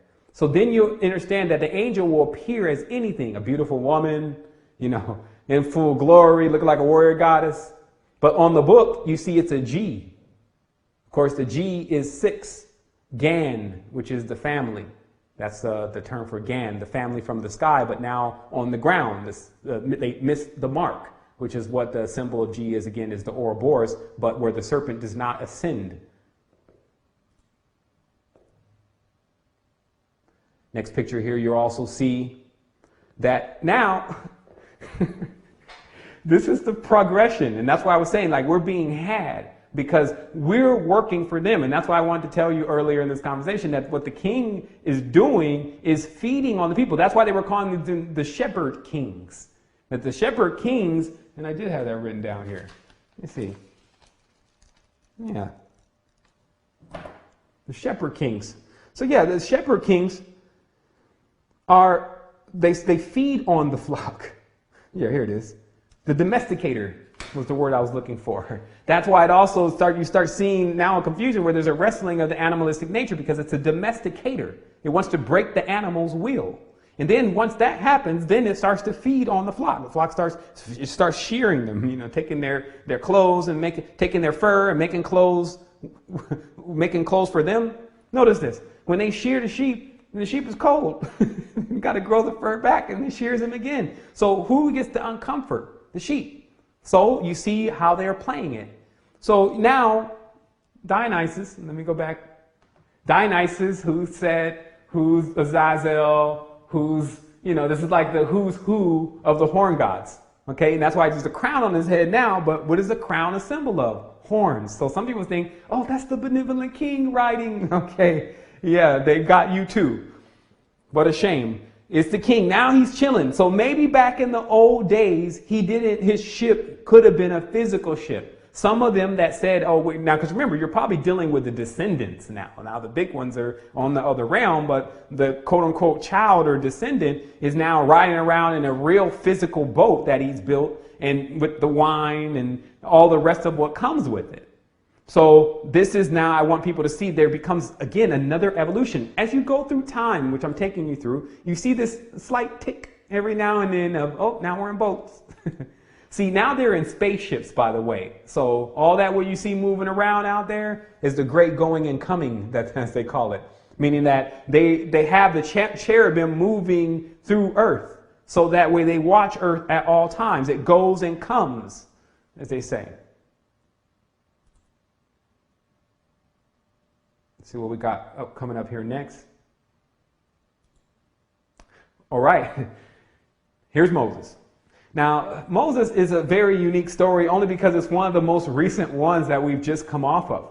Now, it's obvious that Moses is feeling like he just has to have horns on his head today. But what is that really about? And it's because Moses took from Egypt, okay? Now, let me show you how the story plays out today so everyone's clear on what happened in Egypt. As these people were being expelled from Egypt because they were too numerous. Like basically Egypt got tired of all these people that were hanging around that were broke. Now this is Lower Egypt. It's the Elizabethan Empire. So they want to get rid of these people somewhat like the Israelis are telling the Ethiopians that they can't come into their country. So then one of them raises up and sees an opportunity that he can actually take not only the knowledge that the Egyptians believe in, but also these people who they want to get rid of anyway, and then go somewhere else and set up something new. They call him Moses. Some say he's Tutmosis. There's many different explanations for who this individual is, but we should see him as one thing, a person who is possessed by none other than the horn god again. See, it's the same energies. Still, now they want to cook up another hyperdimensional story. It's like, okay, now we got to do something new. We got to do something new. Why don't you act like you're expelling them, and then they'll go with him. I'll follow them in the cherubim. And that's why they say it was an angel, a pillar of a cloud in front of them during the day, and a pillar of fire behind them at the night. I'll follow them in the cherubim. We'll go ahead and migrate them across. Now, of course, there are going to be some people that die and kill. And then with this level of belief that they're going to have. Because remember, when you have a level of belief that is so high that you become a lunatic, which is the real reason why it's associated with the Luna, when you have this idea that this God is with you, then a person can fight with an immense level of their own energy. As I said, humans have the ability where our ideas, our actual ideas are our energy. So what happens is that he would guide and route, and now he's got his own tribe. Go ahead and take your own thing. It's your lot, son. You're from Egypt. You have to see that all these kings are doing is giving their sons. Remember, Moses was supposed to be a son of the Egyptians, but they said, no, he wasn't. He actually was, he was just raised in the Egyptian house. They try to cover it up, but it's the same thing because Moses is really worshiping Ammon, who's really Jupiter, according to the Greek text too. But Jupiter is a horn god, as you see in the image here. It's the same thing. So because what Moses left Egypt with was the Ark of the Covenant. The Ark of the Covenant was the agreement that they had between them and the horn god. And so thus the people that left, that's why the first thing that Aaron or Arian does is when Moses leaves, as the story goes, when Moses leaves, he tells the people start grumbling and complaining, we want a God, and he makes them a golden calf. And he says, look, it's the God that led you out of Israel. Is no one watching this is what I'm asking. So you see that there's obviously, again, a sharing. Obviously, Egypt inherited the tradition of the Nephilim and the fallen angels and the Anunnaki from the Egyptians. The Sumerians, the Egyptians inherited from the Sumerians. And now they're in Egypt with the same thing. And even have, now what I've fully discovered, is Upper Egypt, as it's called, participating in the same thing. Nubia under King Menelik, which is the covenant between Sheba, who is Shiva, who of course is also Azazel, who's Baal, who's etc. The one with the hoof foot. Notice how they say the queen of Sheba had a hoof foot. If you understand what they're talking about, they're saying it's the same hoof foot being. And now there's a covenant made. And that's why to this day, the people in Cush feel like they got screwed by the covenant. Because the covenant was the first unseating of the traditions of Tammuz and Tammuz and Ishtar, or Damuzi and Ishtar. So let's keep going here. Zeus Ammon. So also remember, now Zeus, he was a snake before, now he's got the horns on. Any way you like it, basically. They'll metamorphosize it. If you want something that looks very powerful and strong, they'll do that. If you want something that looks very futuristic, they'll do that. Meaning that you have to realize the key to these beings is it's outside, it's me. No, it's inside, it's you, understand. All you have to do is just make it a real torus, meaning bring the energy back within and let it cycle, and then bring it back within and let it cycle. But, that's the activation conversation. Here we go. Now, this is the heresy. Of course, people always, I think I lose members every time I actually say something about Jesus, by the way. So I try to say as least amount as possible because I think I've drilled it in so much and knocked it home so many damn times about people not wanting to try to find something to go and believe in, especially if its name is Lord. And of course, we're going to take a break here in about 5 minutes. I'm going to get to the second half of the show, by the way. But I am going to need to refresh myself really briefly and turn on the air. But probably like sweating a little bit over here. I'll be glowing. But anyway, what we have here is, you see the fish on the left. I don't know if that's your left or my right, but you see the fish that's anointing Jesus. Now remember, Oannes baptized Jesus, and that was the secret. Now, Oannes baptizes Jesus. Jesus' name begins with a J because a J is a hook, okay? Now, when Oannes baptizes Jesus, Oannes is none other than Dagon. Oannes is none other than the same entity once again, but now in fish costume, which if I was going to fast forward to the first image, which I won't choose to do, you'll see one of those Anunnaki actually have the fish body, and then you'll understand which one is actually guiding the Jesuits and the Pope, because of course they wear the mitre or the fish hat. So now what you see here is that there's a simple knowledge amongst these Anunnaki. Like they're very intelligent, craftily intelligent. They call them cunning, because they know to catch a fish you must use another fish. See, this is the dangerous part. See, if you notice how everything about this whole catching a person's soul is synonymous with fishing, because There is a heavy level of symbology within the idea of the ocean, which is really deep space or deep inner space. There's undiscovered things down there. How many fish and different beautiful creatures are there, just basically underneath sea level or in the netherworld. How Satan lives in the ocean, and pretty much anyone who knows anything about real levels of the occult know that. And that's why Moses, of course, parts the water, but we won't get into that right now again. So what you'll find is that the reason why this image is depicted as such is because Oannes is now granting Jesus the ability to be a lord of the land. And in the knowledge that Jesus, who is a fish, is going to draw other fish to him. Because just like a fisherman, if they want to catch a big fish, they're going to need to use a slightly smaller fish to catch a fish with another fish and then draw that fish up from the depths. So what the depths is basically is the fully expanded consciousness. Drawing that soul from out of that consciousness is basically to make them think about only here and right now. And so, and never think about the complete expansion of who they are. Just very what's the word I'm looking for? Very not momentary, but just instinctual, shallow people. So still realize that that's why they're using this symbolism. So we're going to take a brief break, and I definitely want to, because we have like a perfect recording here, I want to stop it and start another recording. That way I can make sure that we get this one. So let me go ahead and adjust a few things here. If you could just bear with me. All right.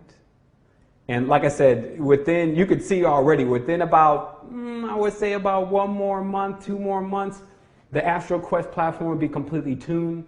We'll have all of the transitions and things for you and that are necessary to get you more information about this. Also tools.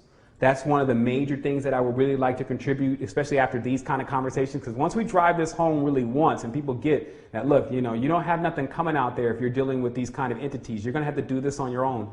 Once we get that across and people start to activate the inner self, now we want to start walking through what is going on with the body, how to correct those situations, etc.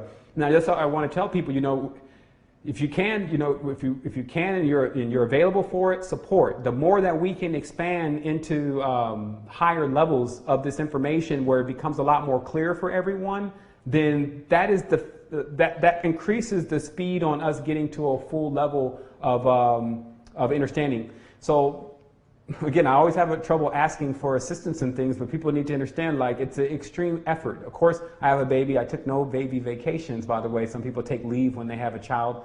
But I feel it very necessary, especially since it's December, to still see that all of the people here on this planet, especially if they're not in the proper state of consciousness and they still need help, they're like my children too. So surely I cannot forsake them for another. I just have to make myself available for both. So I want people to realize that, again, it's an immense effort here just to keep this going. And we don't ask. The platform is completely free. We have people that do support, and it's good that we do have them, because if we didn't, they wouldn't be here. So, if they didn't, they wouldn't be here. Yeah, if they didn't, we wouldn't be here. Excuse me. So the reality is that we all have to really be contributing with each other to expand this information, and that also means getting these videos and getting this stuff to other individuals that are capable of doing something with it. So let me go ahead and make this transition here, and we're going to take a brief break. And then I'm going to come back and we're going to get into the second half of the show. There we go.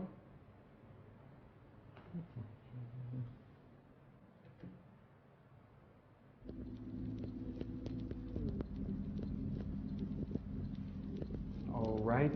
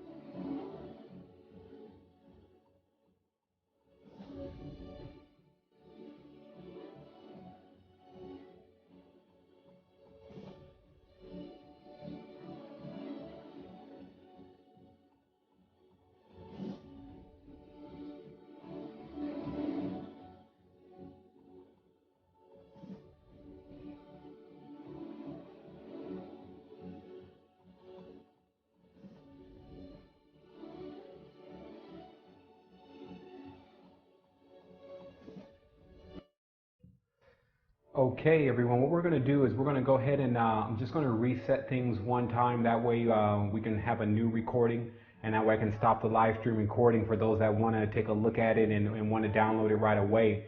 So I'm just going to go ahead and stop it, and then what you're going to see is you're going to see the recording stop, and then you're going to see it come back on again. So just wait for it, and it'll actually be there. So let's stop it now.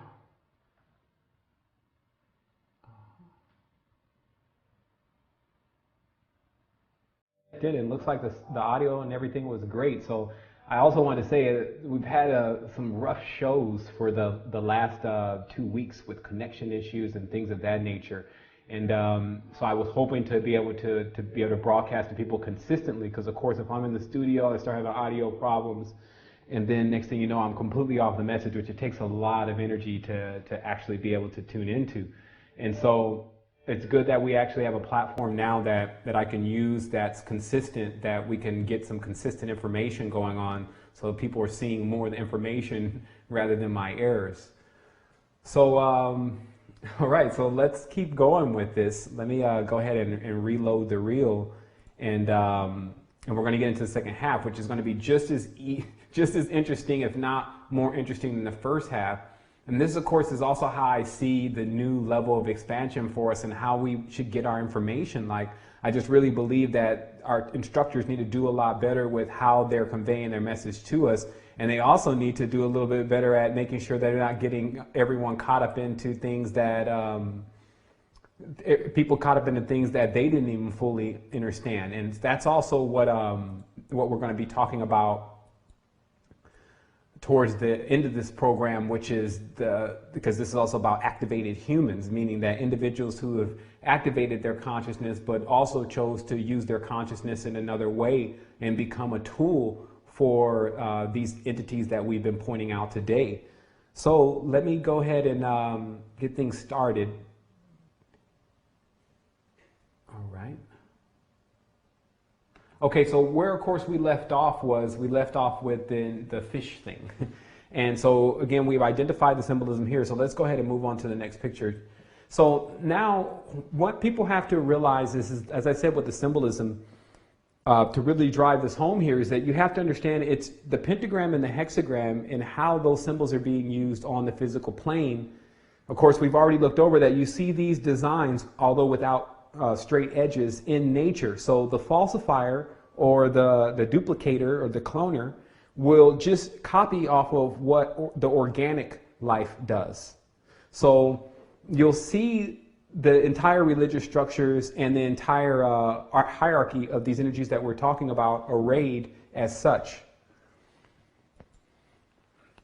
Let's go on. And also, again, notice how the hexagram is being used. It's very important because you'll see it a lot. And so it's like branding or marking. So for those who are wondering what the mark of the beast is, now, first of all, we've identified who the beast is. We've also identified it as not so much as, you know, how the characters are in Christianity. And let's blow this up a little bit. But how the characters are in Christianity, where everything is a ghost and a devil and uh-oh, I see that we're probably getting some... We're getting a little bit of caution here on our live stream channel, but we're going to keep going with this. I do have this being recorded, by the way. Actually, I didn't get a chance to record the first half, but the second half will be recorded. So if anyone's experiencing connection problems on your end, know that this will actually be uploaded. So to go right into this, so you can see that there's a lot of marking and branding, and this is being done again by the king or lord of beast, because what a beast must be is branded at times, so that way you know who it belongs to. And of course, the pentagram is a symbol of the Aryans or the aristocracy, and the first plow sign, as the king is always shown plowing first. Now remember, he's the shepherd, though. Like the owner comes and cuts the ribbon, but didn't build the building. So it's a shepherd that's getting everyone together and getting all their flocks. So I got China, I got India, and I got these people over here that I'm doing this experiment with, and then I got the United States, and they're like this collaboration of people. But we're only going to allow that mixing to go on there. So basically, they're subdividing the entire land of Earth, and you can see here with this complex chart that was done by Thenius Kircher quite some time ago. You'll find that the division of Earth and how things are being split up and how things are being marked, you'll understand why there's a chain on man's hand. And also a chain on the unicorn's foot on the crest, etc. So what we want to do is, of course, we want to move that chain. We want to remove that binding. And that's also a big part of what the expansion is about with getting the activation within the body, because it allows the vibratory frequency to increase in the person's body to the point where they break these chains and webs and binding and spells that you see throughout the geometry within the dollar bill and things that exude that type of geometry. Just let me set my front camera here. All right, I think we've seen enough of Cassia. Okay, so here we go. Now, as I said before, what happens is that then you start getting this redundant symbolism. And it's because the entities that are doing this are marking. So when you see something everywhere, such as the pentagram or the hexagram, you need to start thinking right away, instead of, oh, this is cool, oh, I think, Madonna's got it, or, someone else has it, and, oh, this is what Pythagoras says about it. You have to go beyond that and say, okay, wait a minute, is this thing some kind of like mark or branding or symbol of somebody? Who does this represent? So when you look into that, you'll find out that it represents Sirius and in entities from Sirius, which are really related to dogs and wolves, by the way, because remember, dogs are domesticated wolves. People don't think about that, but the wolf planet, okay, and why Rome had this entire wolf cult. And so what you have here is you have an entity by the name of Sahe, which is the god of Sirius. So you'll see just the redundant symbolism as you see the pentagram on the head. The next picture you come to is supposedly, actually I don't even believe this is an image of Isis. I need to pull the image. I just don't like to say the wrong names, but it's the motif is what you're looking at, by the way. If you can't interpret who is in the picture and who it may be, because remember, it's still club grammaton, what you can sum up is when the drawing is a certain way, like you can tell this comes from Egypt, right? Okay, so what is going on between the forehead of this individual and the five-pointed star? A communication. A communication with who or what? What is the pyramids lined up to? Sirius. Oh, okay, so they're communicating with Sirius. What are they talking about? Okay, well, why would Sirius want anything to do with our planet? First of all, here's again, I notice this thing is cutting the heads off. It's kind of doing it before I can. There we go. So, notice how within this symbolism, there's the horn, the flute. With the flute is that Pan plays. Excuse me, kind of looking at this thing coming up and down. I guess what we're going to have to do is just go ahead and blow this image up. Maybe it's upset. The only thing you could do is control the computer right now. The controller. So anyway, this is what you're getting, because the covenant is with the dog or wolf god known as Anu. Anu Bis. Bis is actually the mate. Because remember, the names have to be put together. Is the mate. So what happens is that in the dog god tradition, which is the original Egyptian ark, didn't have those big eagles on it. That's when they decided to stylize and change it up. Let's hook up the ark. Let's put some cherubims on top. Like, y'all got the dog on top. Don't let them see that one, in fact. Put that one in the holy temple on top of the chakra point of earth in this area. You see, so they take these things and they put these in the areas that they want to emit the energy. And then you see the covenant here is with the dog god. You see there's much prostrating and worship going on, and just the whole idea of carrying it around. Now, notice how God needs a chariot. That's what you have to think about. So all higher beings or lower beings seem to need a vehicle to use in order to spread consciousness or spread destruction. So what happens here is that humans bear arcs or bear the covenant. So what our bodies actually are the covenants between 6 and 5, but from a nature level. Where we're at in our mind is thinking that this is all external and inorganic and material, because that's how we began to act. Of course, speaking the Druidic Gothic tongue called English. And of course, Eng means the color white, which is still different than full spectrum light. Now, again, the dog god, for people who thought I was just playing around, is Hermes. Hermes is Cain. It's another son of the individuals who are in the same covenant. But you'll notice how Hermes is depicted here in his original form, which is a dog face god, which oftentimes is why the Agatha demon or Abraxas or Jesus was 365 was configured most of the time with the face of either a dog or a rooster. So, and of course, you only can see the Eastern teaching symbolism here because this is basically something of a lizard or a turtle standing on it, which is, of course, supposed to be the world. So, for everyone to still see the symbolism of Hermes is Cain. Cain is the king, is the Khan, is the Cohen. It's the same system. Because some people, they jump on this hermetic side. I'm hermetic and I'm working with the alchemy. Okay, well, let me show you where the alchemy leads. Now we're fast forwarding into the future more and seeing how it's bottled and packaged today and bought to us, which of course is now the rites and the cults of the Masons and the Illuminati, which are so shrouded in mystery, it makes everyone want to join just to see what's going on. Like that's the point that they really wanted to get. Because much of what they were accomplishing, what were they accomplishing? They were working for none other than the same entity that has always been here, the Lord of the land.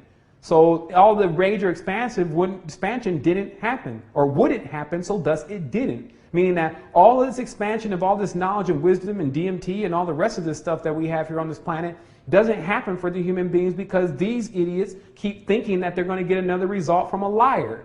Now, here's the other thing. If you really want to understand what the pyramids are, they were prisons or prisms for Azazel. And he was imprisoned in there, and to these people, who I'm going to show you here in a moment, decided that they wanted to unearth him.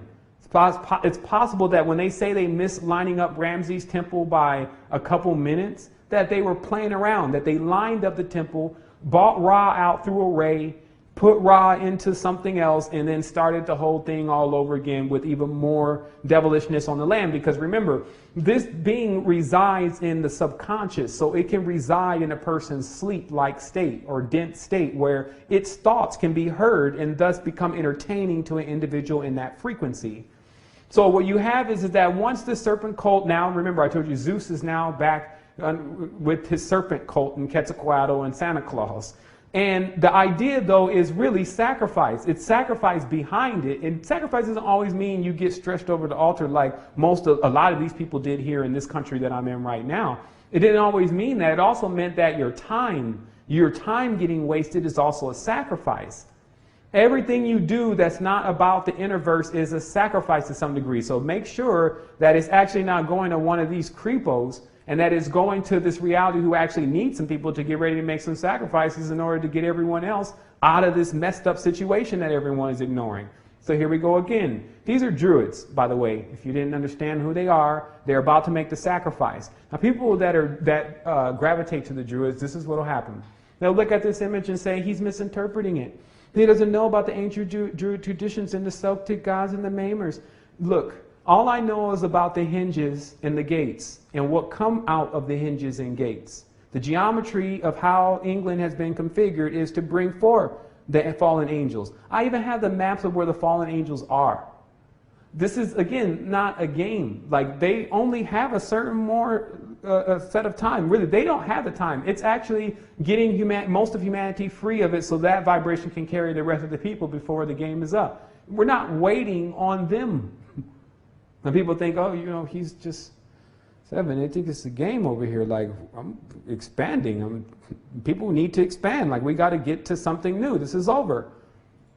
Like, that's how it is for people who have enough will. You just know what you got to do and you start going to do it. Here's the problem. This is Baal. See, Baal has a temper. All these lords have tempers. They're fire gods. So when they get angry, somebody gets sold off, somebody gets their eye or third eye poked out. Like, that might not be his physical eyes getting poked out these days, but our third eye gets poked out by Ham. As Jay Electronica said, men with the face of pigs spat acid that lasered my third eye closed. Like, they're talking about how the tribe of Ham, who were really the first ones to start causing the conflicts and the wars, closed everyone's third eye and the ability for everyone to see through all these religions and veiling God and making God not able to be accessed by man anymore. Same thing now. You can't go and talk to the king. People are further than 3 degrees of separation from the king. Their words don't get heard. So obviously he's not your kin. I mean, he's not your king if he doesn't want to talk to you. Look, this is Ramses back here. Now, here you are, lord of an empire. And all you got time to do is hang around in a dungeon and beat the prisoners? What is the message here?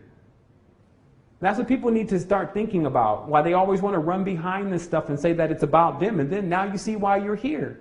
They jump on the side of Ramses. Ramses is a war god. He's Ram. He's Samael himself. All they do is they just take in the energy. Once they get a new body, they're hoping to have someone that thinks it's their divine right to actually take in the energy. And generally there is. How many people in this world want to be a star? How many people in this world will do almost absolutely anything in order to be in the spotlight? So that's also the inclination of what has been taught here on this planet, is actually making the beings that live here also part of the problem. Let's keep going through this. But how you release problems is you at least cite the child and tell the child what the problem is. See, this is also the higher level of understanding, is that our parents, and we're the parents, but we're supposed to be here. Like whatever happens, we're supposed to train through it. We're supposed to work through it, find other ways. We're not supposed to just give up and put it in the hands of somebody else. So that's what's known. Like that's at least what's known by me. So this is something else going on. This is once again those confusing ones asking for things that they're even getting. This is the course people seen this image before. It's the Shriner baby. The child, before he even starts knowing anything, is now a Shriner. Because the parent believes so much that the Shriners know the truth, even though they're worshiping Azazel with the, look, pentagram, crescent, sword. That's all you need to evoke the entity. There's not even evocation. All you got to do is go take your sword to your brother and you're in. You're a general. Here's a star. You see, in the other cultures, it's the other symbol. They just give you the symbol, give you the badge, give you the emblem, give you the mark for your achievement of what? Holding yourself back? Here is more. I can look in this man's eyes and know that he's not comfortable where he is. I don't have to know his tradition. And so what it says is that our children are here suffering under the oppression of religious systems that belong now to demigods that need to get knocked out. And to see the power of the human being, like that's why they keep playing the game. Look, in most of these traditions, when you finally get into it, and I think we'll see some pictures here, you'll find little bitty short bees, which bees is one of the ancient gods of Africa. He's like this big, right? I think he's connected also to Paimon. But he keeps up more disturbance and ruckus than almost any of the giants, right? That are like super big. So if this was about size and physical size, then bees wouldn't be on top of Horus's statue and actually imported from Africa into Upper Egypt and Lower Egypt. You see what I mean? So what I'm saying is this is not about how small you appear. This is about what you really are, because what you are is massive. If your consciousness has already grown beyond doing things like this, then it's already massive. The only thing that you need is the keys. You also need to see where you're being binded. Like what is around you that is making you held back, because every time it sends its signal to you, or it has your DNA all over it. You just haven't made the right switch in all of your DNAs that are all strewn around the planet to get them awake in the environments that they're actually in, to understand how to unlock themselves from the ignorant walls that they've been pierced into. What happens here is that you see, of course, the wicked man is celebrated. This is Vlad the Impaler. Everyone understands that's, of course, the original Dracula, running around hanging people on crosses and impaling people through their genitive principles and hanging them out in the open. Now today, characters like this are idolized within the Gothic traditions. So it's the same thing here. You see King Xerxes on the throne. He's all up there, crescents and everyone, the entourage, basically who's all in VIP. And then you got down here the groaning and complaining Sanhedrin Jews and Christians ready to do the same thing when they get up there. Zionists, as they call themselves, even Pope hanging around, just waiting for a time so that they can start a war, so they can flip the whole thing over again. Meanwhile, the people are the spoils. You got individuals like this running around the reality initiated into something that they don't even have the chakra system to understand. Going forward, you have it stretching all across the globe. They say, behold, the whole world wandered after the beast. What they're saying is that what the considered world, because first of all, the expansion of what we are goes beyond the word world, okay? But the whole world, meaning the actual marked out domains, like these countries and nations they keep mapping out, wander after it. So here is a triad, which of course is the Oriental system of the secret society. On the crown here in the middle, you see something of a dragon, but which is Behemoth. It's also, of course, a cherubim in the middle of the horn crown. So this extends for people, because some people say, I'm going to go to the Orient. I'm going to go study with the Lama. I'm going to go with Buddha. Never realizing it's actually the same characters, because the idea is still the same. You're going somewhere to get something that actually is inside. Here it is again. This is Lao Tzu.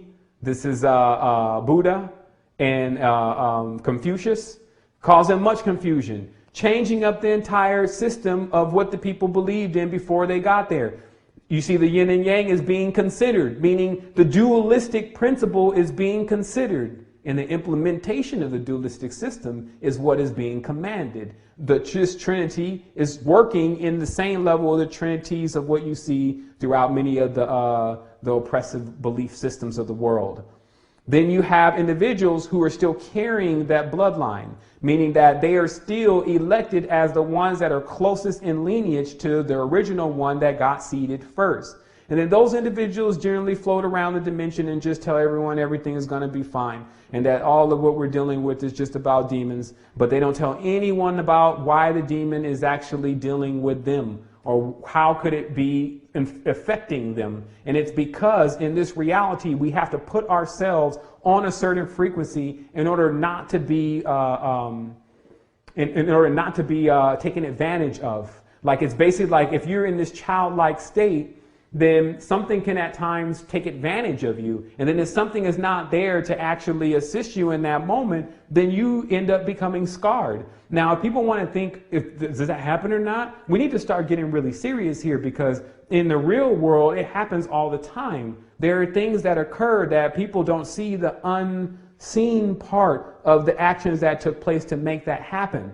That's why I keep trying to explain to people. It takes place in the heavens before it takes place in the planet. You have an oversoul, a maximized version of you that you have to connect with, so that way you stay in the know. Like, you know all the time what's about to happen, what is happened, and whatever will happen. It's like you're just on a mission working with the reality to increase the situation to the better of it. It's like that's something that we definitely need to be engaged in. But first, we have to work with ourselves. So as you see here, again, it's spreading over all cultures. You have the red one eye. See, when there's one eye shown, it's because there's a knowledge that the God is blind. Like, the God is actually seeing not from a dualistic perspective per se. Meaning that when it's one eye, it's non-dualistic. When it's two eyes, it's dualistic. When it's one eye, it's the third eye. It's the illumination. So what it's the red, but when the color red is used, and this is why I was saying you have to look deeper into the symbolism. When the color red is used, then any adherent also knows that Azazel's chariot or cherubim is red, also called the red dragon. You see? So you have to understand why it's Rothschild, which is the red shield. Why it's Mars, which is the red child of war. You see, and of course, the color of red is blood. So you see it stretch across within the Dogon tribes. Individuals running around acting like they don't even know what's going on in the Dogon tribe and doing interviews and all that stuff and playing around with humanity. Talking about Earth, when Earth wants someone removed, is going to go ahead and remove them. Who's going to remove humans from Earth? Like, these people who come up and get on the camera and they say whatever, and people say, oh, that's who they are. But I've seen that marked on the walls of warlocks.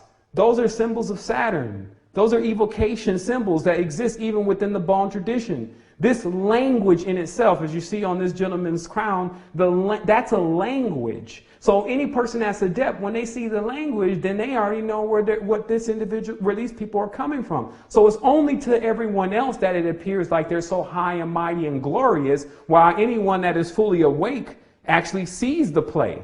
And that's also some of the pain. Because when you see humanity being trampled upon by basically counterfeiters, individuals who just plagiarize and take things that don't belong to them, meaning that take humans, not books and CDs and sayings. Some people are still even tripping on sharing information and us giving away information for free.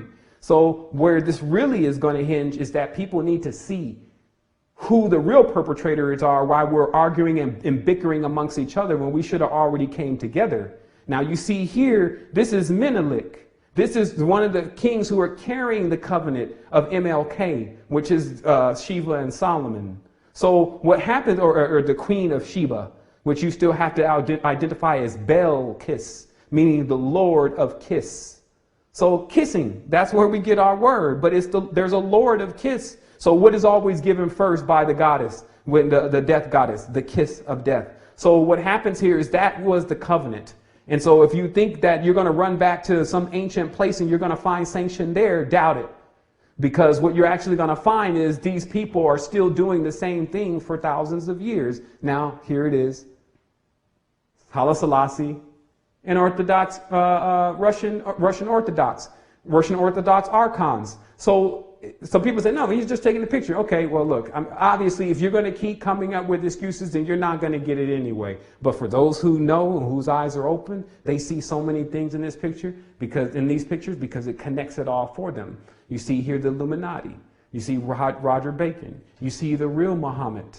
As Dr. Malachi York pointed out, that Muhammad, man, if you went to Arabia during that time and you said you wanted to find a man named Muhammad that was preaching about a new religion, they were going to laugh at you, because all what they were teaching was nothing but new religions. That's why the Kaaba was full of so many idols, because they kept opening up the doors that are corresponding to the pentagram or the seals of Solomon. So what happened? They set up multiple idols. So Muhammad was just another member of the Illuminati that wrote the book that was supposed to be his gift.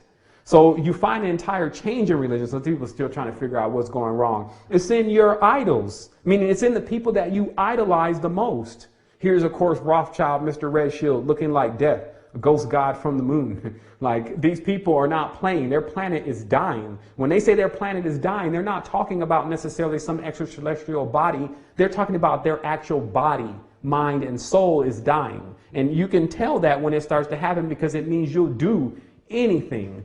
That means anything to actually get of what you think is ahead, which is actually further back. So remember, these individuals are actually they're trying to cure their disease. That's why they always look for some kind of evangel or some kind of thing that they can rest their sins upon. And now they rest their sins upon humanity.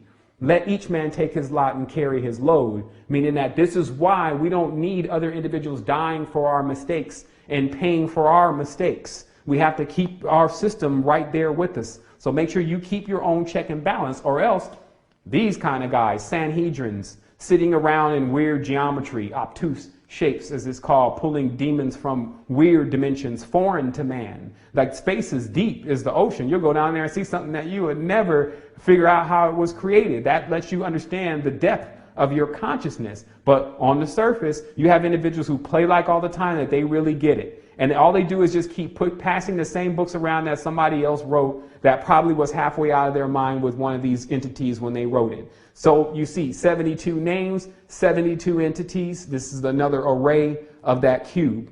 And then, of course, the 72 names. And then Allah, 99 names. Well, look, it's a joke.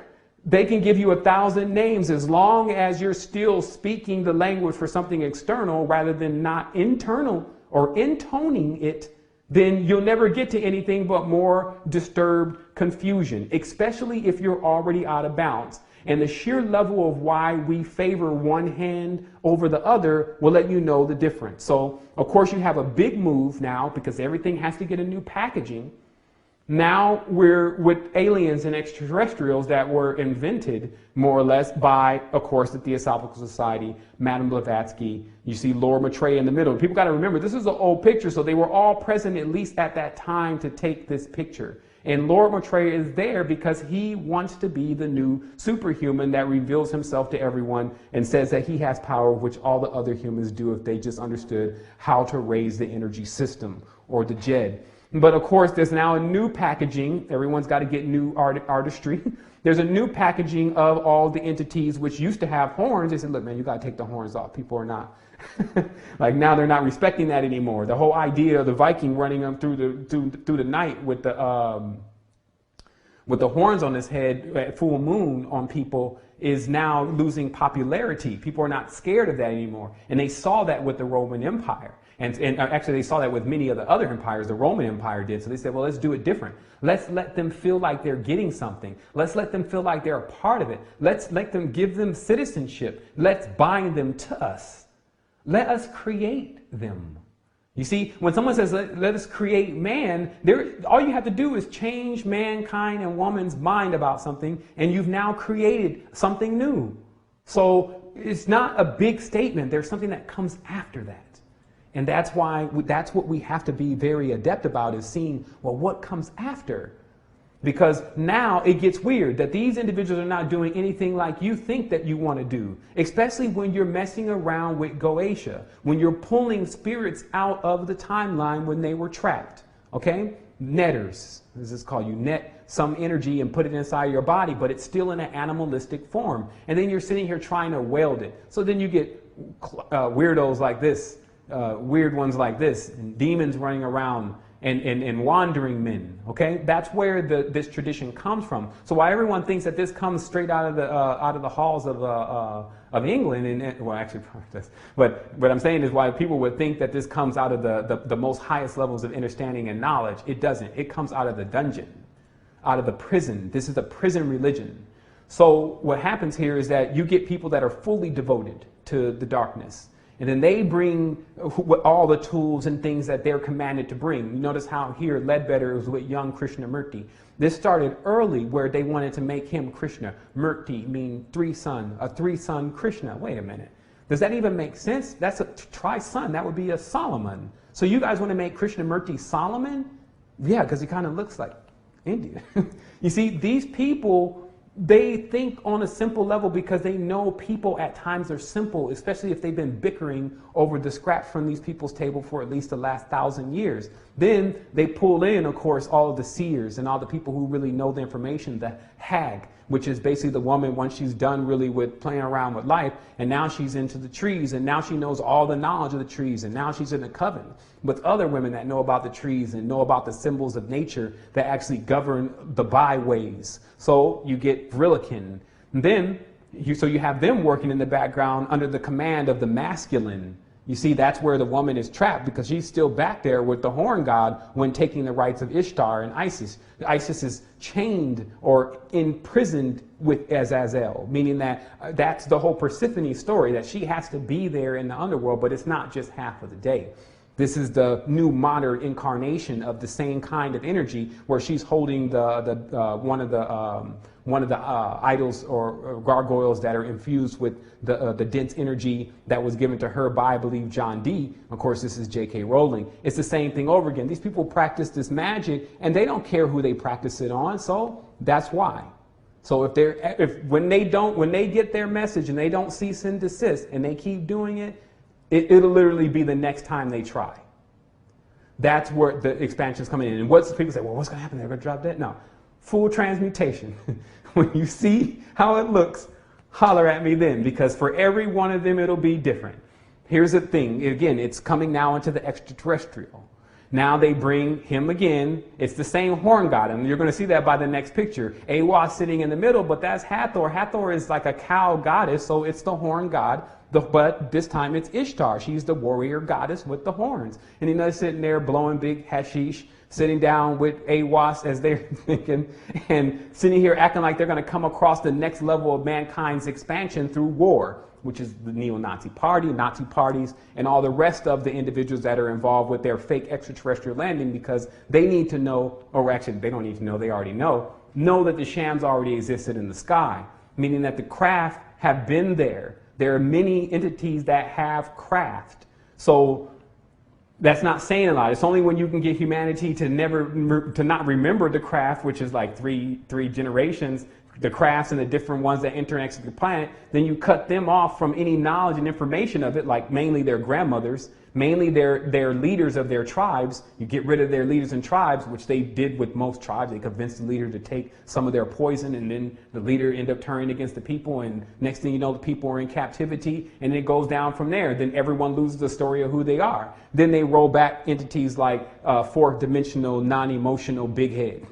Look, in the head, you see the horns. It's the same entity now packaged up in another character that seems to look harmless, but even Hitler said is cruel and insensitive. And this came from Hitler. You got guys running around like Sai Baba on the big behemoth himself, meaning that you see that this, I'm now just again, panning you, as they say, panning through the world, meaning actually going vertically, or excuse me, horizontally through the world. Through the world. Now remember, the reason why this other thing about Horus becomes so popular is Horus being the god. Is Horus is the horizon, or what is horizontal. Excuse me. I think I got my horizontals and verticals. And you can see that I'm tired of straight lines. But anyway, when you're looking at something going from left to the right, the panning does not allow a person to go up and down. So there's a limitation between the left and the right and the up and the down.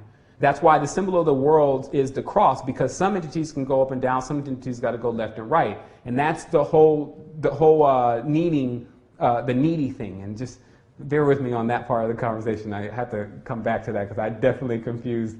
I know that, never mind, I don't even want to get into it, the difference between horizon and vertical. That's how confused I have things if they could keep going with this. So as you see, it's moving into modern society. It's definitely something that people are encouraged to do, especially the wealthy families. Then what happens is that they basically remain cold and callous throughout their lives as they involve themselves with the decision making of the reality. Now you see again, here of course is a modern Satanist, the Set beast is in the background, the inverted pentagram, the Set monster on the staff. I mean, they could have just plagiarized this right out of the Egyptian book themselves because they want to be that. See, they don't get that you could be anything you want. So why choose something already that has been here? You see what I mean? It's like you're choosing the past. That's why I wrote that email to people about joining these secret societies. You've been down that road before. Where they're going is actually the past. They work with the tunnels of Set. These are past lifetimes.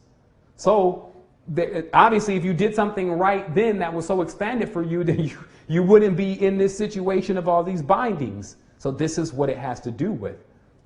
We're finishing actually up here. So that's awesome. We got through a lot today. You see the mystic order of the shrine here. Now, again, the symbolism by this time, you should be able to read it. I mean, obviously, they're like wearing it like it's just the medallion, kind of like the way American people do things. Like, you know, they put the big chain on or whatever. You see what I mean? It's the same concept, but now it's a horn and then turbans, because we got to be mystic order of the shrines, because we just learned incense burning, which basically is the old art of basically taking particles and things that correspond to these entities' essence and then starting burning them and then actually making the smoke itself begin to tell you a message. And now what you'll find is that Disney was the one that was the one that was most involved in this kind of behavior. And that's where Phantasmagoria came from. It was actually the smoke that they were filming in the first films of the demons that he learned to evoke in organizations such as Illuminati, Mystic Order of the Shrines. And of course, that Mystic Order teaches them how to evoke none other than the war god himself.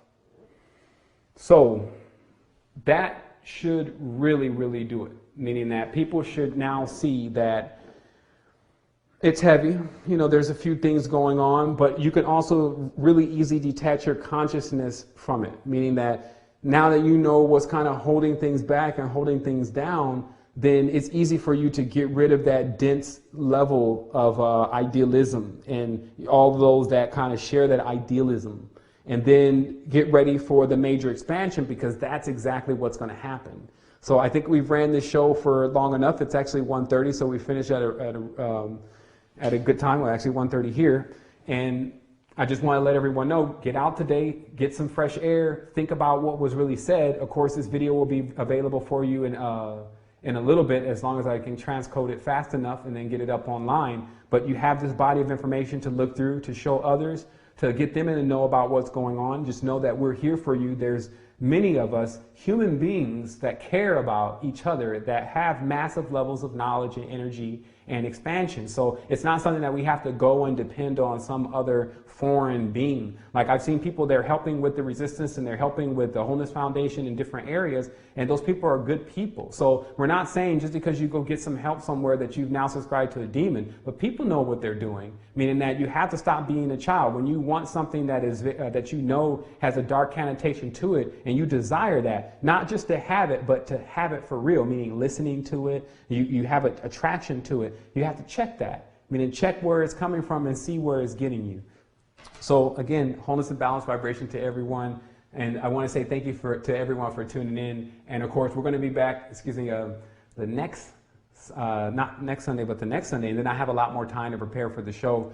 And also the upcoming things are, we're going to be doing stuff, this of course is Astral Quest, but we're going to be doing stuff through the week. I'm actually going to have a cleanse coming up. Like I've been, of course, a lot of people are asking me if I'm going to be able to come out to where they are, if I'm going to be able to speak. And realistically, to get to where everyone is takes an immense amount of effort. So I've agreed to start doing a lot of things virtually.